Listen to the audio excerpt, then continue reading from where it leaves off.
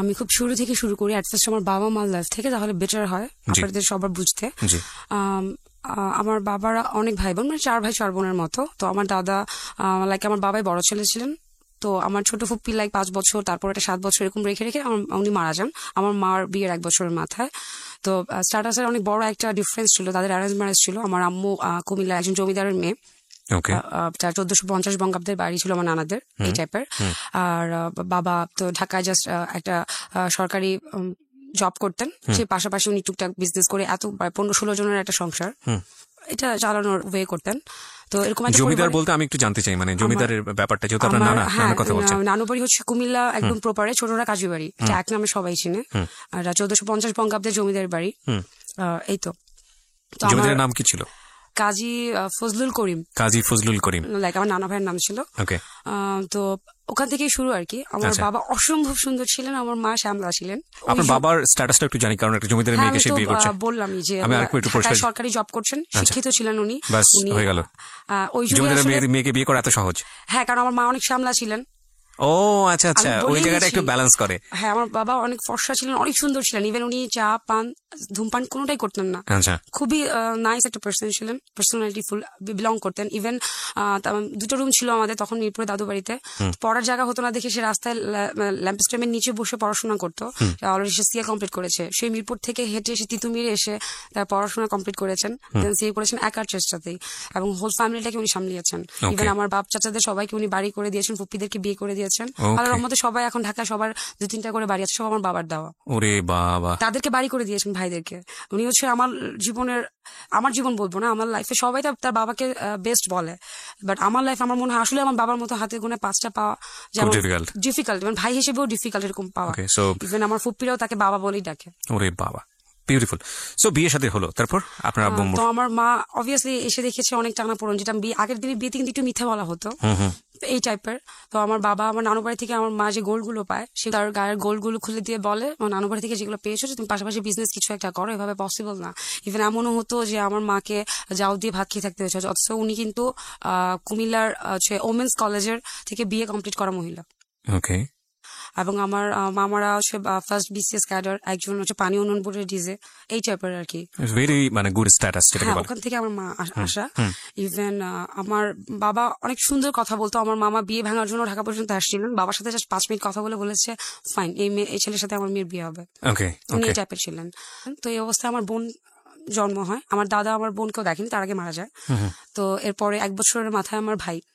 তো এক ছেলে 1 মেয়ে ওকে। আমার বাবার কোনো ইয়ে ছিল না যে ছেলে হতে হবে মেয়ে হতে হবে। তো উনি এত ভাই বোন বড় করতে গিয়ে ছেলে মেয়েদের খুব লজ্জা পেত ছেলে মেয়েদেরকে আদর করতে বা কোলে নিতে। আগের দিনে নাকি হচ্ছে আমি যেটা শুনেছি ছেলে মেয়েদেরকে কোলে নিত না, এরকম আমরা যেটা কিস করি বা মাম্মি সোনা কলিজা বলে বুকে নেই, সেটা নাকি নিত না। খুব শরমের ব্যাপার ছিল। হ্যাঁ হ্যাঁ হ্যাঁ। তো যে কারণে এক ছেলে 1 মেয়ে হয়েছে। আমার মা অনেক কষ্টে বিয়ের 10 বছর পরে গিয়ে সুখ বলেন টাকা পয়সা বলেন, বেসিক্যালি আমার বাবা করেছিল আমার মার গোলগুলো বিক্রি করে টাকাটা দিয়ে আপনার যে বলে আম্মুর নামে যে টেন্ডার গুলা হয় সরকারি হাইওয়ে রোডের, হ্যাঁ ওই একটা কোম্পানি খুলে আমার মার নামে। তো আমার কপালটা আসলে বেটার ছিল, আম্মুর নামে যখনই কোনো টেন্ডার জমা দিত ওটা হয়ে যেত সরকারি। দীর্ঘ 10 বছর পর আমার বাবা ফার্স্ট টাকা ওই বিজনেস থেকে আসা শুরু করে জবের পাশাপাশি। তো দীর্ঘ 10 বছর, এর ভিতরে আরো 2টো বেবি হয়। আমার বাবা অনেক সচেতন ছিল বলে কনসেপ্ট করেন না। তো আমি হয়ে পড়ি 10 বছরের মাথায় 3 নাম্বার। হ্যাঁ 3 নাম্বার, নট কনসেপ্ট করি, নট হয়ে যাই। আমার আগে আরো 2 জন ছিল, এটাকে কনসেপ্ট করানো হয় না। তো আমি যখন হয়ে যাই আমার বাবা রাখবে না, আমার বাবা হচ্ছে বেবি রাখবে না, আর ভাই আর জ্ঞানজাম চায় না তার ভিতরে। এতগুলো ভাই বোন মানুষ করা, হ্যাঁ তার ছেলে মেয়ে, তার কথা হচ্ছে তার ছেলে মেয়ে যদি কম হয় তাদের কষ্ট করা লাগবে না। তো আমাকে এরকম হসপিটালে নিয়ে অপারেশন করার জন্য অলরেডি রিক্সায় উঠে যায়। হঠাৎ করে আমার মা কেন যেন মনে হয়েছে আমি ছেলে হতে পারি। তো আম্মু খুব রিকোয়েস্ট করে অলরেডি রিক্সায় উঠে গেছে, তারা রেডি হয়ে অপারেশন করবে, আমার মা আমাকে জোর করে রাখলো আমি ছেলে হব এই চিন্তাতে। কপালটা একটু খারাপ হয়ে গেল, আমি মেয়ে হয়ে জন্ম নিলাম। বাট আমার বাবা এটা নিয়ে কোনো ছিল না, সে অনেক হ্যাপি ছিল। এবং আমি 21 দিনের যখন আমার খুব ডায়রিয়া হয়, আমার চাচুর বিয়ে ছিল ওই টাইমটাতে, আম্মু খুব ব্যস্ত ছিল, তো আমার ডায়রিয়া হয় প্রচন্ড। আমার বাবা সে নারায়ণগঞ্জ থেকে ঢাকায় একটা শিশু হসপিটালে সে মাইক্রো ভাড়া করে, অল্প আয় তখন কিন্তু অল্প আয়, ওই সময় মাইক্রো ভাড়া করে নিয়ে এসে সারাদিন স্যালাইন দিয়ে হসপিটালের ভর্তি করানো ওয়ে নাই, বিকজ বাসায় বিয়ে চলছে, আম্মুই তো বড়, আম্মুই সবকিছু করছে। তো সে কারণে এরকম আমার মাথার দিক দিয়ে স্যালাইন দেওয়ার কারণে 21 দিন টানা আমার শ্বাসকষ্ট থেকে শুরু করে অনেক কিছু হয়ে যায়। তো আমার মেজো মামা নর্মাল একটা দেয়, আপনার এমনিতে এতজনের সংসার, একটা মেয়ে বাচ্চার পিছনে এতগুলো টাকা ফালানোর কি দরকার, আল্লাহর উপরে ছেড়ে দেন, বাঁচলে বাঁচো না বাঁচলে নাই। আমি জাস্ট একটু সে দিয়ে বলছি যে কেন আমার বাবাটা আসলে কিরকম। আমার বাবা তখন সে দেয়, এটা আমার 3 নাম্বার কেন, এটা যদি আমার 10 নাম্বার মেয়েও হতো আমি তার জন্য একই কাজই করতাম। ওয়াও একটা পার্সন ছিলেন উনি। তো এই টাইপের আর কি। আমার ভাই বোনরা অনেক শান্ত হয়, তারা হয়তো অনেক পরিবারের মধ্যে বড় হওয়াতে খুবই শান্ত। ইভেন আমার বোন কখনো তার ক্লাস 9 পর্যন্ত কোনো ফ্রেন্ড হয়নি, সে কোনোদিন বাসার বাইরে যেত না, ছাদে যেত না, এই টাইপের। আর আমার ভাইও কলেজ লাইফ পর্যন্ত শান্তই, ওকে। এই টাইপের। আমি একটু ডিফারেন্ট জন্ম নিয়ে বলবো, বিকজ আমি অনেক দুষ্ট, অনেক হিউজ ডান পিঠের ছেলে যেগুলা, বরং এখন অনেক মেয়ে টাইপের হয়েছি, ছেলে টাইপের ছিলাম না তখন, মেয়ে টাইপের। আমি আপনাকে সে দিই, এই আমার নামে বিচার আসতো। আমি এরকম 4 তলা বাড়ি ছিল তো আমাদের, যেটাতে আমি জন্ম হই, সানসেট বেয়ে বেয়ে নিচে চলে যেতাম। বেসিক্যালি আমি হওয়াতে আমার বাবার, যেটা আমরা বলি, যেটা ধরে রাখি যে উন্নতি হওয়া, সায়েন্স ল্যাবে উনি দোকান রেখেছিলেন আমার নামে, আচ্ছা আমি না বলি নামটা, স্টিল নাও এখনো আছে। অনুষ্ঠান শেষে বলেন, আমরা মাঝে মাঝে শপিং করতে যাবো। অবশ্যই। প্রিয় শ্রোতা, একটা কথা বলে নি আপনাদেরকে, যেহেতু উনি অনেক কিছুই না বলি করছেন, উনি আসলে খুব সম্ভ্রান্ত পরিবারের একটা সন্তান, এবং উনি যে কমিউনিটিতে বিলং করেন সেখান থেকে আসলে রেডিও অনুষ্ঠানে লাখ লাখ মানুষের সামনে নিজের জীবনের এই বিষয়গুলোকে ওপেন করা ইজ রিয়েলি ডিফিকাল্ট। কজ আমরা একটা কথা বলি, সামাজিক মর্যাদা বা সামাজিক সম্মান, সেই সামাজিক সম্মানের যে বিষয়টা আমাদের দেশে, সেটা আসলে সেই অর্থে এখনো যে খুব বেশি যুক্তিযুক্ত বা লজিক্যাল ফ্রেমে চলে তা কিন্তু না। তো সেই জায়গাটা থেকে এরকম একটা মানুষ এসে যে নিজের জীবন গল্পটা লাখ লাখ মানুষের সঙ্গে শেয়ার করছেন, এটা অনেক বড় একটা পাওয়া আমাদের জন্য। সো সেই জায়গা থেকে আমরা আসলে তার মূল গল্পটা দিকেই ফোকাস করবো, নট আশেপাশের কোথায় কি নাম বা এরকম কোনো কিছু, এগুলো ইম্পর্টেন্ট না আমাদের জন্য। জি বলুন। ওকে, আমি শুরু করছি। তো আমি অনেক দুষ্ট ছিলাম, দেখা গেছে যে ভাইয়া আপুর নামে কখনোই তো বিচার তো দূরের কথা, ইভেন আমার ভাড়াটিয়ার ভাইয়াকেও চিনত না ঠিক মতো। আচ্ছা। বাট আমি যে রাস্তার সামনে ক্রিকেট খেলা, মহল্লা টাইপ ছিল তো, ক্রিকেট খেলতাম ছেলে মেয়েদের সাথে, দড়িলা বলছি, সাতচারা, অনেক দুষ্ট ছিলাম, আনবিলিভেবল দুষ্ট। তা আম্মুর সে ছিল দুষ্টমি করতেছো তো, যে আমাদের বাসায় হচ্ছে নানু বাড়ি থেকে বাঁশের কঞ্চি এনে এটাকে চেয়েছে রৌদ্র দিয়ে শুকানো হতো, সরিষার তেল টেল দিয়ে মারার জন্য। আর আমি যেহেতু বড় হতে, তো অলরেডি আমাদের বাসায় 2-3টা কাজের মানুষ, আমি কাজের লোকের হাতে বড় হয়েছি, তাদের হাতে খাওয়া থেকে শুরু করে এভরিথিং। আম্মু রান্না বান্না করে নামাজ পড়ে একটু ব্যস্ত থাকতো। নট আমার আম্মু যে হাই সোসাইটির বলে সে একটু অনেক হাই ক্লাস মেনটেন করে, সেরকম কিছু না, খুব সাধারণ ছিলেন উনি। স্টিল নাও এখনো 5 ওয়াক্ত নামাজ, রোজা, সাপ্তাহিক রোজা থেকে শুরু করে একটু কনজারভেটিভ মাইন্ডেড ছিলেন উনি। তো যেখান থেকে হচ্ছে ছেলেদের সাথে কথা বলা মানে প্রেম। ওই সময় আর আমার তো আমি হচ্ছে মণিপুর স্কুলে পড়তাম, যা তখন কিন্তু মণিপুর স্কুলে একটাই শাখা ছিল। ক্লাস 3-তে ভর্তি হওয়া মানে তুমি অনেক ব্রিলিয়ান্ট স্টুডেন্ট। তুলনা করা যেটা হতো, আমার বড় মেয়ে এরকম, তুমি এরকম না কেন, আমার বড় মেয়েটা, তুমি এরকম না কেন, এটা আসলে ভিতরে ভিতরে না অনেক নিজেকে ছোট করে দেয় একটা বেবিকে। তো অ্যাজ ইউজুয়াল আপু অনেক লক্ষ্মী মেয়ে ছিল। তো আমি করতাম কি, আমি লক্ষ্মী মেয়ে হওয়ার জন্য আমি আমাদের পুরো হোল ফ্যামিলিতে অনেক অল্প বয়সে ক্লাস লাইক আমার 7 বছর বয়সের মধ্যে আমি কোরআন খতম দিই, 5 ওয়াক্ত নামাজ শিখি, শুধু আমার আম্মুকে পটানোর জন্য। কারণ আব্বু তো আসলে বাইরে থাকতো, সরকারি চাকরি যে বাইরে থাকতে হতো, বদলি চাকরি হতো, তারা যত বড় অফিসার হোক না কেন। আর শুক্র শনি বন্ধ পেতো, শুক্র শনি এসে তার ব্যবসার কাজে থাকতো। তা আমি আম্মুকেই পেতাম, তো আম্মুকে দেখতাম যে আপুকে অনেক নাইস করে কথা বলে আদর করে, আমাকে বেশি দেয়। হ্যাঁ, তো আমার ছোটবেলা থেকে আমার ভিতরে একটা জিনিস কি অ্যাটেনশন ছিল, আমাকে সবাই অ্যাটেন্ড করবে, নট শুধু অ্যাটেন্ড করবে। তো আমাকে ভালো হতে হবে, বেস্ট হতে হবে। তো দেখা গিয়েছে আমি এরকম অনেক অল্প বয়সে কোরআন খতম দিয়েছি। তো আমার বাবা হোল এলাকায় সবার বাসায় বাসায় জিলাপি বিতরণ করে যে আমার মেয়ে কোরআন খতম দিয়েছে। তো আমি মহা খুশি। আমাদের এলাকায় ছিল, এখনো আমি অনেক বিখ্যাত, সবাই আমাকে চিনে, আপু ভাইকে এখনো কেউ চিনে না দাদু বাড়িতে। যেটা আসলে মেন ফোকাস আমি এখন দিব, হরমোনের কারণ ঘটিত হোক, যে কারণে হোক, আমি খুব দ্রুত একটু বড় হয়ে যাই। আচ্ছা, লাইক আমি ক্লাস 3-4 আমাকে মনে হয় আমি ক্লাস 7-8 পড়ি, এই টাইপের। তো আশেপাশ থেকে এরকম কথা আসে, এত বড় মেয়েকে নিচে খেলতে দেয়। আম্মু অনেক পিছনের কথাগুলো কান দিত, শুনতো। একটা আছে যে আপনি শুনে এসে আপনার সন্তানদেরকে জিজ্ঞেস করবেন যে আপনি কি কাজটা করেছেন, এরকম কোন অপশন ছিল না। শুনে এসে ব্যথাতে মারতে থাকবে, এটা করেছিস, নাহলে তোর নামে কেন বিচার আসতো, এটা করেছিস। আমি এটা আপনার ফ্যামিলি বিলং করি। তো হঠাৎ করে আমার কিছু বোঝার আগে আমাকে খেলতে দেওয়া নিষেধ করে দিল। তো কেন? আমার সবকিছু তো আপনি আমাকে আগে স্যাটিসফাই করবেন, আমার যদি মনে হয় যে হ্যাঁ কাজটা রাইট, তাহলে আমি এটা ছেড়ে দেবো। এখান থেকে আসলে আমার একটু আমার ভিতরে অনেক বড় একটা অ্যাফেক্ট কাজ করে। সবচেয়ে বেশি মায়ের আমি খেতাম বাসার ভিতরে। তো আপু ভাইরা খেত না। একটা যেটা হচ্ছে কথায় কথায় যে বড় বোনের মতো হওনি, বড় বোনের মতো হওনি। আবার আবার আপু ভাইয়া যে 1 বছরের ছোট বড়, তাদের মধ্যে যে খুব ফ্রেন্ডশিপ তাও কিন্তু না। আপু আসলে একটু ডিফারেন্ট, স্টিল নাও এখনো ডিফারেন্ট। কি বলবো, সে কারো আপন কাজিনদের সাথে সে কথা বলতে পারে না, দেখলে দৌড় দিয়ে চলে যায়, এই টাইপের। আর আমরা তো বললামই আগে যে আমরা ক্রিকেট খেলেছি, আমার ভাইয়ের বন্ধুদের সাথে আমি ক্রিকেট খেলেছি, ফুটবল খেলেছি, ছেলেদের সাথে মানে সাঁতার পুরোটাই খেলেছি। মানে কি বলা যেতে পারে উল্টো উল্টো হয়ে গেছে যে কারণে আম্মু আসলে কিভাবে ম্যানেজ করতে হবে ওটাও বুঝতো না হয়তো বা। তো এরকম তো আমাকে যখন আটকে রাখা হতো, আমি কি করবো, ঠিক আছে আমার জন্য আইন পাশ করা হলো, তুমি ছাদে খেলতে পারবা, ছাদে যাবা। লোনলি ফিল করা, জানলা দিয়ে দেখতাম যে আমার ফ্রেন্ডরা সবাই খেলছে, আমি কেন খেলতে পারছি না। এটা তো আসলে আমাকে বোঝাতে হবে যে আমি বড় হয়েছি, কেন বড় হয়েছি, শারীরিক কারণে। এগুলো আসলে ওই সময়কার বাবা মা বোঝাতো না, শেয়ারই করতো না। এখনো বাবা মা কিন্তু এটা বোঝায় না। হ্যাঁ, এই জিনিসগুলো অনেক লজ্জার মনে করে, লোনলি ফিল করা। তো আমি এরকম বাউন্ডারিতে বসে পা ঝুলায় রাখতাম, তো যাতে আমাকে কেউ খুঁজে না পায়। আমি সানসেটে বসে পা ঝুলায় রাখতাম, যাতে ছাদ উঠে দেখবে কেউ নাই, বাট আসলে আমি সানসেটে বসা। তো এগুলো বাইরে থেকে না বিচার আসতো। তো আম্মু এসে কেন করলাম এটা ফ্যাক্ট না, তুই এটা করেছিস বললে মায়ের। এখন যে ভাড়াটি আমার নামে বিচার দিয়েছে, তখন ময়লা, নতুন নতুন আইন হয়েছে, ময়লা নিয়ে যাবে বাসা থেকে এসে বাঁশি বাজিয়ে। তো সবাই তো ময়লা বাইরে রাখতো, আমি ভাড়াটিয়াদের দরজার সামনে তাদের ময়লাগুলো ঢেলে দিয়ে চলে আসতাম।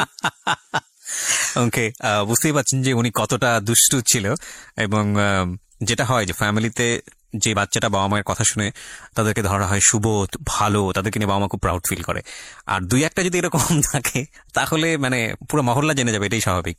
ইভেন আম্মু কারো কাছে গল্প করছে, কেউ জানেও না আমার সম্বন্ধে। আমার বড় মেয়ে অনেক ভালো, আমার ছোট মেয়ে তো এই খারাপ চঞ্চল। যেটা আমি সাইড থেকে শুনে আমার খারাপ লাগতো যে এই লোকটা বা এই আন্টিটা তো আমাকে চিনে না, একটা ব্যাড ইয়ে পেয়ে যাচ্ছে। হ্যাঁ, তো ছোটবেলা থেকে আমি এরকম শুনে আসতাম। তো এটা আমার ভিতরে আমাকে অনেক একা করে ফেলতো ভিতরে ভিতরে। তো এভাবে চলছে। দেন ছাদে উঠাও বন্ধ এক সময় আমার, বিকজ অফ থাকে না মহল্লার কিছু ছেলে পেলে। আমি তো ভাই মেন্টালি বড় হইনি, তো তারা শীষ দিচ্ছে, বাসার সামনে দিয়ে যেতে গিয়ে শীষ দিচ্ছে। তো কেউ ওই সময় কিন্তু আশেপাশের লোকগুলো আমরা বলতাম BBC CNN আন্টিদেরকে এগুলাকে। তো এই তো ভাবি আপনার বাসার সামনে দিয়ে দোতলা তাকায় তাকায় ছেলেরা কেন শীষ বাজাবে। আমি ছিলাম না ছিলাম জানলার সামনে, আমার দোষ। আম্মু এসে আবার মার। তো কখনো সে জানতে চেতো না যে আসলে কাজগুলো আমি করেছি কি করিনি।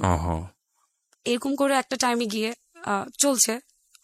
আর আমার বাবার সাথে সবসময় কথা, আমার বাবা অলওয়েজ, আর যদি বাবা পাশে থাকতো তাহলে মনে করেন মায়ের থেকে বেঁচে গেছি, বাবা পিছন দিয়ে আম্মুকে জড়া ধরে ফেলতো, মারা যাবে না। তো এভাবে চলছে। একটা সময় গিয়ে আমার রিমোটিক ফিভার হয়। আমি একটু অসুস্থ বাচ্চা থাকি, আমি আগে বলেছি 21 দিন থেকে শুরু আমার রিমোটিক ফিভার। তো অনেক ডাক্তার দেখানো হয়েছে। এই তো এখান থেকে আসলে আমার শুরু অসুস্থতার। আর যেটা আমি আগেই বলেছি যে বয়সের আগে যে কারণে সালোয়ার কামিজ পড়তে হবে তোমাকে, সালোয়ার কামিজ মেনটেন করতে পারেন না পারেন। তো বাসায় বসে বসে আপনি কি করবেন, আপনি সিরিয়াল দেখবেন।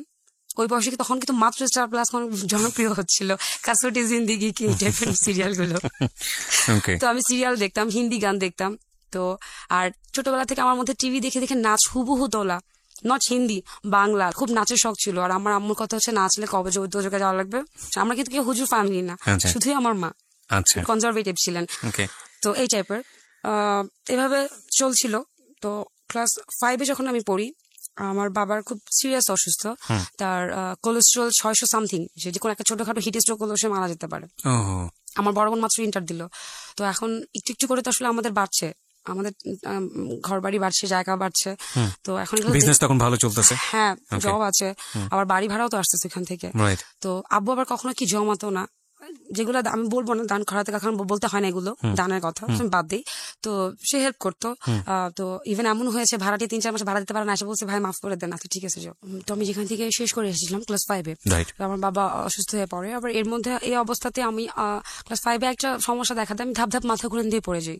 তো অনেক একই ডাক্তার দেখানো, টেস্ট করানো, কোনো কিছু ধরা পড়ে না। লাস্টে দিয়ে পড়ে যে আমি অল টাইম লো প্রেশার এবং আমার নার্ভ অনেক দুর্বল, আমি অল্পতে নার্ভাস হয়ে পড়ি। তো এটুকুই ধরা পড়েছে। তো আব্বু ভেবেছে দুর্বল, তো খাওয়া দাওয়া করালে ঠিক হয়ে যাবে, এই খুব লাইটলি নাও যেগুলো বলে। এভাবে যখন যেতে থাকে, একটা সময় গিয়ে আমার বোনকে, যে যখন আমার বাবা অসুস্থ হয়ে পড়েন, এখন একটা ছেলে তো লাগে, বড় সন্তান। আমার ভাইও তো মাত্র ইন্টার দিয়েছে, ওরা 1 বছর ছোট বড় হলে কি হবে, একই ক্লাসে তাদেরকে ভর্তি করে দেওয়া হয়েছে। তো সেও এখন তখন মাত্র ইন্টার দিবে বা দিচ্ছে এরকম অবস্থায়। তো যেটা বলে আর কি ওই সময় যে বড় জামাই ছেলের মতো হবে। তো আমার বোনকে বিয়ে দিয়ে দেওয়া হয়। ইভেন আমার বোন রাজি ছিল না, তার কিন্তু কোথাও প্রেম ছিল না, কোনো কিছু ছিল না, জাস্ট একটা গার্জিয়ান দরকার, বাবা যদি হুট করে কিছু হয়। তো যে কারণে আমার বোনকে বিয়ে দেওয়া হয়। এই হচ্ছে উনি আমাদের লাইফে এন্ট্রি করেন দুলা ভাইটা এইভাবে। ইভেন আমার বাবা একদম হোল ফার্নিচার থেকে শুরু করে যা লাগে সবকিছু কিনে দেন। 3 বছর এভরিথিং সে বিয়ার করেন, নট তারা কোনো চাহিদা ছিল, আমার বাবাই দিয়ে দিয়েছেন। সে আসলে আমাদের মেয়েদেরকে না অ্যাজ এ ছেলের মতো করে বড় করেছে। তো বাট আমাদের বাসার পরিবেশ আমি আগে একটু বলিনি, বাসার পরিস্থিতি কিন্তু সব একই চলতো। আচ্ছা, এই জন্য আমি আর বারবার বলছি না যে মারধর করা, রাগী, এরকম ছেলের সাথে গল্প করা মানেই হচ্ছে তুমি প্রেম করো, ছেলে বন্ধুই হোক। আমি স্কাউট করতাম, তো স্কাউটে কিন্তু ছেলেদের সাথেও কথা বলতে হয়। আর আমার একটাই কোশ্চেন থাকতো, ছেলেদের সাথে কথা বললে কি হয়? আর আমার মা হচ্ছে কথা বলা যাবে না। তো তা অ্যাজ ইউজুয়াল আমার মা ধরিয়ে নিয়ে সময় ক্যারেক্টার একটু ঝামেলা ছিল, আমি আমার বড় বোনের মতো হইনি। তখনও পর্যন্ত আমার লাইফে কখনো প্রেম ভালোবাসা এগুলো কিছু ছিল না। আমি খুব ডান পিটে ছিলাম, আমি আগেই বলে নিয়েছি। তো যখন আমি ক্লাস 6-এ পড়ি, হঠাৎ করে শ্বাস টান ওঠে, আমার প্রচন্ড অজ্ঞান হয়ে শ্বাস টান ওঠে। তো আবার আব্বু ডাক্তার দেখানো হয়। তো তখন ডাক্তার একটু বলেছে যে ওনাকে একটু প্রেশার কম দিবেন, উনি মনে হয় প্রেশার ফিল করছে অনেক বাসা থেকে। তো এই তো প্রেশার কম মানে কি, পড়াশোনায় প্রেশার কম, এটা কি কোনো বাবা মা মেনে না? তো আমার জন্য 4টা টিচার, ক্লাস 8-এ পড়ি, ক্লাস 9 উঠবো সামনে অ্যাজ ইউজুয়াল। আমার আপু সায়েন্স ছিল, বাট আমার বাবার শখ ছিল আমাকে কমার্সে দিবে, আমি সিএ পড়বো। তো যখন ক্লাস 7-এ পড়ি, উঠি, এভাবে চলে যায় কিছুদিন। কিছু হলেই মানে প্রায় সপ্তাহে 1-2 দিন আমার খুব শ্বাস টান উঠতো, বাসায় সিলিন্ডার রাখা হতো, দেওয়া হতো। মানে এতটা আসলে বুঝেই নাই যে এটা অন্য সেক্টরেও সাইড এফেক্ট হতে পারে। আচ্ছা, নর্মাল ব্লাড টেস্ট হতো, ইউরিন টেস্ট হতো, ডাক্তাররা যা তো টেস্ট আছে সব দিত, আসলে মূল যে টেস্টটা এটা কেউ করাতো না। তো বলেছি একটু প্রেশার কম দিবেন তাকে, এতটুকুই। অলরেডি আমরা তখন আমি যখন জাপুর বিয়ের পরে ক্লাস 6-এ, আমি তখন অলরেডি মিরপুর থেকে গুলশান শিফট করি। আচ্ছা, এইটা আমার জন্য অনেক বড় একটা আঘাত ছিল, বিকজ অফ ভিতরে আমি যেখানে আমার জন্ম, আমার কাছে আসলে টাকা পয়সাটা অনেক বড় ফ্যাক্ট ছিল না। ছোট একটা ফ্ল্যাট ছিল, ছোট বাসা ছিল, তো একই বিল্ডিং এ চাচা ফুপিরা থাকতাম। এই সারাদিন দৌড়াদৌড়ি, দরজা লাগানোর দরকার হতো না। তো যখন গুলশানে আসি, তো আমার খুব দুঃখ ছিল মিরপুরে আমার একটা বেডরুম নাই কেন, আমার একটা পার্সোনাল বাথরুম নাই কেন। কারণ আপু যখনই শ্বশুরবাড়ি থেকে বেড়াতে আসতো, আমাকে আমার বেডরুম থেকে বের করে দেওয়া হতো, এটা অনেক দুঃখের ছিল। তো গুলশানে আমাদের ফ্ল্যাটটা হচ্ছে 3500 স্কোয়ার ফিট, আপনি মেবি বুঝতে পারছেন, বিশাল বড়। 3500 স্কোয়ার ফিট আর ওইটা গুলশানের ছিল ফ্ল্যাট, 2 বেডরুম একটা ছোট্ট বাসা।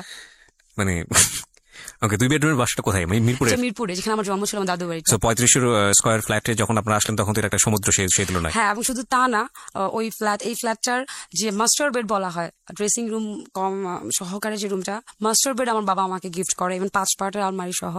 আর সেকেন্ড বেডরুমটা তারা নেয়, থার্ড বেডরুমটা আমার ভাইকে দেওয়া হয়। তো সে যা চোখ ধরে এসে নিয়ে রুমটার সামনে নিয়ে যায়। আমি আপনাকে বুঝতেই পারতেছি যে কত স্কোয়ার ফিট হবে একটা রুম। সেটা হচ্ছে একটা ড্রেসিং রুম সহ, একটা হাইলি কি বলে এটাকে, ফিটিংস লাগানো টয়লেট, এই টাইপের 5 পার্টের একটা আলমারি। তো আমার বাবা এসে বলে, আমার এই মেয়েটা আমার কাছে জীবনে একটা জিনিসের জন্য কান্না করেছে, আমার একটা বাথরুম নাই, আমার একটা পার্সোনাল বেডরুম নেই।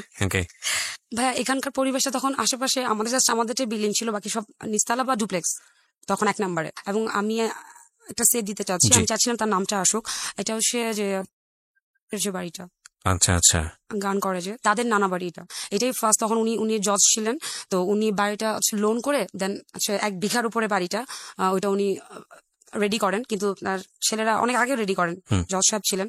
তো তার ছেলেরা দুঃখবশত লোন খালি ভাড়া তুলে খেয়েছেন, লোনটা শোধ করেন নাই। তো ইসলামী ব্যাংক তখন এটা বাজেয়াপ্ত করে নেয়। তখন হচ্ছে ব্যাংক থেকে এই ফ্ল্যাট গুলা আমার বাবা তখন কিনে, 2টা ফ্ল্যাট একসাথে 3500। ওকে ওকে, দোতলায় থাকি আমরা, স্টিল না এখনো।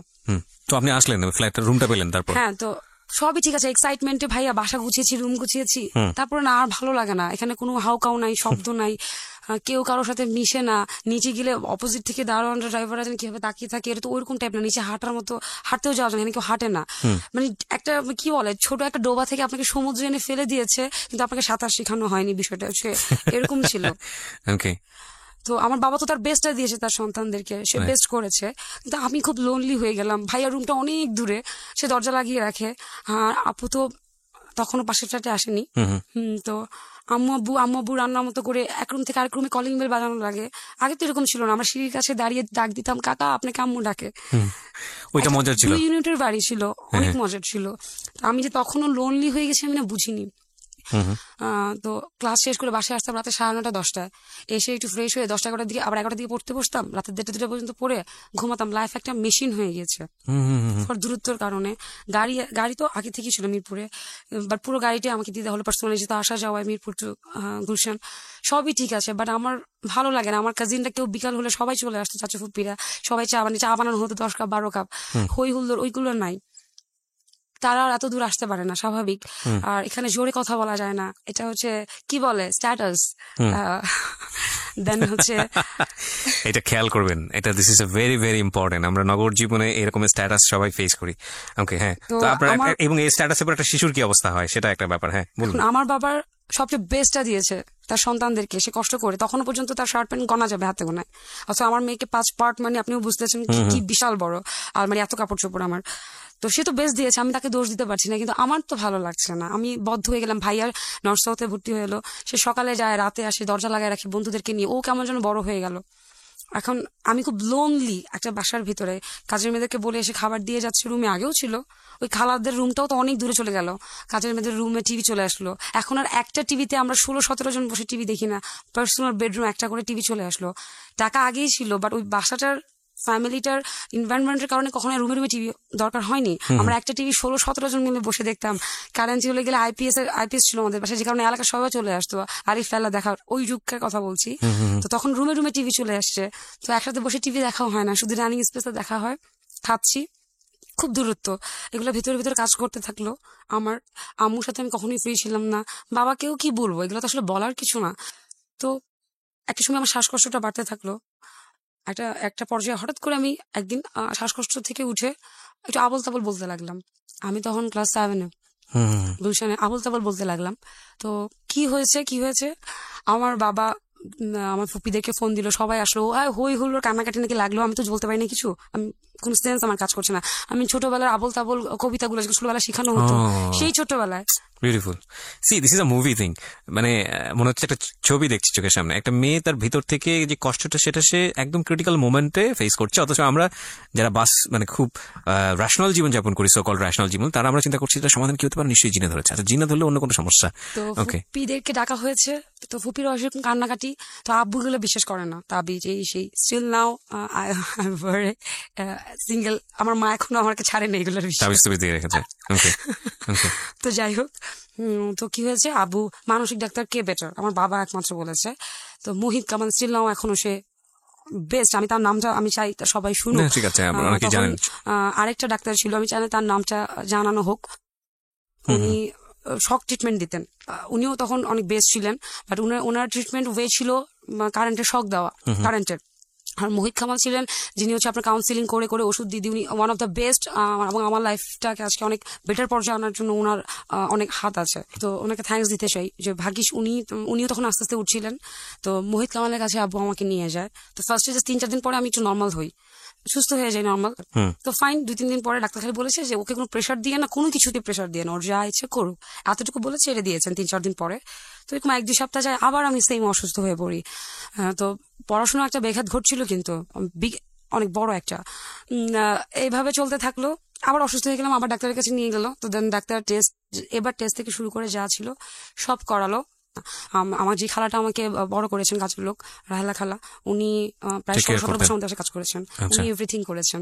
এবং আমি আমার মায়ের পরে সেকেন্ড স্থান আমি ওনাকে দিই। ঘৃণা ছাড়া উনি আমার টয়লেট থেকে শুরু করে এভরিথিং পরিষ্কার করেছেন। তো দেন আমার অসুখটার নাম একটা বের করেন, সেটা হচ্ছে মাল্টিপার্সোনাল ডিজিজ, মাল্টিপার্সোনাল ডিসঅর্ডার যেটাকে বলে। হ্যাঁ। সেকেন্ড, তখন আবার ওই রোগটা এত কেউ জানতো না, বুঝতো না। এবং পাশাপাশি কিন্তু আমার দরবেশ হুজুর সব চিকিৎসা চলতে থাকে, বুঝতে পেরেছি। আমার বাবা ওইটা চালায়, আমার মা এটা চালায়, যেদিক দিয়ে সুস্থ হয় যেটা হয় এটা। এবং দুধ দিয়ে গোসল করানো, 100 কেজি দুধ। এই অসুখটার কথা আমি অনেক শুনেছি, বাট আমি কখনো এই ধরনের মানে ডিরেক্টলি ধরনের পেশেন্টের সঙ্গে আমার কখনো কথা বলা হয়নি। যেটা হয় যে মাল্টিপার্সোনালিটি ডিসঅর্ডার মানে একজন মানুষ এত বেশি এক্স্যাক্টলি বিলং করে, এবং সে বিলং করাটা দেখা যাবে যে সে এমন হতে পারে যে আমার লিসনারদের জন্য একটু বোঝার জন্য একটু ইন্টারাপ্ট করছি আপনাকে, যে সেই যেই মানুষটা যে মানুষ সে হতে চায়, কিংবা মারাত্মক রকমের স্ট্রেসে থাকলে সে যেভাবে প্রতিবাদটা করতে চায়, নর্মাল লাইফে থাকলে সে প্রতিবাদটা করতে পারে না, কিন্তু ওই ডিসঅর্ডারটা বা মানে ওই কনভার্সনটা তখন তাকে ওই জিনিসটাতে হেল্প করে। সুতরাং আমাদের গ্রামে গঞ্জে অনেক জায়গাতে দেখবেন, বিশেষ করে এই ধরনের এটা মেয়েদের মধ্যে বেশি দেখা যায়, কারণ তারা অনেক বেশি চাপে থাকে। সো এটাকে উনি যেটা বলছেন মাল্টি পার্সোনালিটি ডিসঅর্ডার, এটার আরো একটা টার্ম আছে যেটাকে বলা হয় কনভার্সন ডিসঅর্ডার। মানে একজন মানুষ অন্য একটা রূপে কনভার্ট হয়ে তখন ওই মানুষের মতো আচরণ করা শুরু করে, যেটা আমরা গ্রামে গঞ্জে জিনভূতের আসর বলে অনেক সময় মনে করি। রাইট। তো আমরা এমনিতেই কিন্তু আমি নর্মাল থাকতাম, তো হঠাৎ অসুস্থ হয়ে পড়তাম ওই টাইপের। বেসিক্যালি আমার ভিতরে একটা বাচ্চা সুলভ ওই বিষয়টা আসলে রয়ে যায়। তখন উনি বলেন যে 10 লাখে এরকম একজন কে পাওয়া যায়, তো ওকে কোনো প্রকার কোনো কিছুর জন্য কখনো না করবে না। ছোটবেলা থেকে আম্মু যে মারতো, আপুর সাথে তুলনা করতো, আমার নিজেকে ছোট ভাবতাম, তো এই আদরের অভাব, আমাকে মনে হতো আমাকে আম্মু আদর করে না, আমাকে কেউ আদর করে না, এই বিষয়গুলো আমার ভিতরে রয়ে গিয়েছিল। অতিরিক্ত শাসন, আসলে আমাদের সন্তান আমরা দুইটা দুই রকম হব এটাই কিন্তু স্বাভাবিক, বাট আমরা বাবা মারা করি কি একই রাস্তায় সবাইকে ট্রিট করি। তো আমার গল্পের এটা একটা দিক ছিল যেটা আমি আসলে বলতে চাচ্ছিলাম, যে কারণে আজকে আমি এই রোগে আক্রান্ত। তারপর যেহেতু রোগটা সিগনিফাই করতে পারলো যে আসলে কি প্রবলেম, তো ডাক্তারের নিষেধ অনুযায়ী সম্পূর্ণ পড়াশোনা স্টপ করে দেওয়া হলো। আর বলা হলো যে এক্সট্রা কারিকুলাম যা করে ওটা চালিয়ে যান, আর টোটালি কোনোভাবে কোনো প্রকার বকা ধমক কিছু করা যাবে না, টোটালি না, মানে কোনো প্রকার প্রেশারও না ওয়ার্ডটা বলা যাবে না। তো যথাযথ করে আব্বু অলরেডি বিজনেস অফ করে দিয়েছে, আর দরকার নেই আমাদের তো কষ্ট করার। তো যে কারণে আমার টোটালি পড়াশোনা স্টপ। তো আমি জাস্ট নাচ করি, নাচ নিয়ে থাকি। তখন আম্মু চুপ, আম্মু তো পারে না আসলে বকা না দিয়ে থাকতে। আম্মুর সে ছিল এগুলো আছে অভিনয় করতেছে, এগুলো কিছুই না, একটু যখন ধরলাম হয়তো একটু প্রবলেম হয়েছে, যতটুকু যাচ্ছে বেশি হচ্ছে। আব্বুর কথা হচ্ছে তুমি কোনো কথাই বলবো না, তুমি ওর থেকে 100 দূরে থাকো, তুমি ওর সাথে কোনো কথাই বলবো না, এই টাইপের। তো স্বাভাবিক, আমি পুরোপুরি দমেন তখন নাচ নিয়ে ব্যস্ত, যেটা হয় তখন টিভিতে আমি নাচ সব ধরনের প্রোগ্রাম করি নাচের, মানে সেটা চ্যানেল আই হোক, ATN হোক, এই টাইপের। অলরেডি বিটিভি লিস্টেড শিল্পী হইলাম নাচের ইয়াতে। এরকম নাচ নিয়ে ব্যস্ত। তো আমি আর ওই চ্যানেলটার এখন আপাতত নাম নিতে চাচ্ছি না। তো অলরেডি আমি এখন জাস্ট চ্যানেলটার নাম নিই, পার্সনটার নাম না নিই, কারণ ওই চ্যানেলটা এখন নাই। এনটিভিতে একটা নাচের প্রোগ্রাম হয়, তো একটা ঈদের প্রোগ্রামের নাচে আসিফের একটা গানে নাচের জন্য আমাদেরকে ডাকা হয়। তো শুটিং হবে, তো শুটিংটা হয় আসলে সাভারেরও ওই সাইডে, প্লেসটার নাম আসলে আমার এখন এই মোমেন্টে মনে নেই। তো আমরা পুরো নাচের দল যাই। তো নাচের শুটিং এ বর্তমানে উনিও আরেকটা চ্যানেলে এখন অনেক ভালো একটা জায়গা বা ডেজিগনেশন নিয়ে আছেন, এবং আমি যার কথা এখন বলছি দুজনই এখন দুটা বেসরকারি চ্যানেলে দুটা মানে জায়গা আছে। হ্যাঁ, তো আমি ওদের নামগুলো বলছি না। তো তখন দুজনই এনটিভিতে ছিলেন, একজন এনটিভির প্রডিউসারে ছিলেন, আরেকজন তারা সে তখনও অ্যাসিস্ট্যান্ট হিসেবে কাজ করছেন এনটিভিতে, তো হচ্ছে আপনার ফ্রিল্যান্সিং হিসেবে ওরকম টাইপের। তো আমরা এরকম এনটিভিতে শুটিং এ যাই নাচ করতে, আর আরেকটা মেয়েকে পাশাপাশি জাস্ট ফান করে বলতে থাকি যে আরে আমাদেরকে কি দেখাবে, যারা সুন্দরী তাদেরকে দেখাবে, যদিও আমি একটু শ্যামলা আমি জানি। তো পাশ থেকে পিছন থেকে যে তখন ডিরেকশন দিয়েছিলেন উনি তখন পিছন থেকে বলে বসেন যে আপনার ধারণাটা ভুল। তো আমরা পিছন দিয়ে তাকিয়ে দেখি যে আসলে পিছনে ডিরেক্টর যে ডিরেকশন দিয়েছিলেন প্রডিউসার উনি দাঁড়িয়ে আছেন। তো জানলে তো আমরা বলতাম, আমরা তো সাবন দিয়ে মুখ ধুতে কথাটা বলছিলাম। তো আমরা সরি ভাইয়া বলে এখান থেকে ব্যাক করে চলে আসি যখন গাড়িতে বসি, আমার আম্মু যায়, আমার সব শুটিং আমার আম্মুকে নিয়ে যাই, কখনো একা যেতাম না আমি, আমার আম্মুর জন্য আনইজি লাগতো।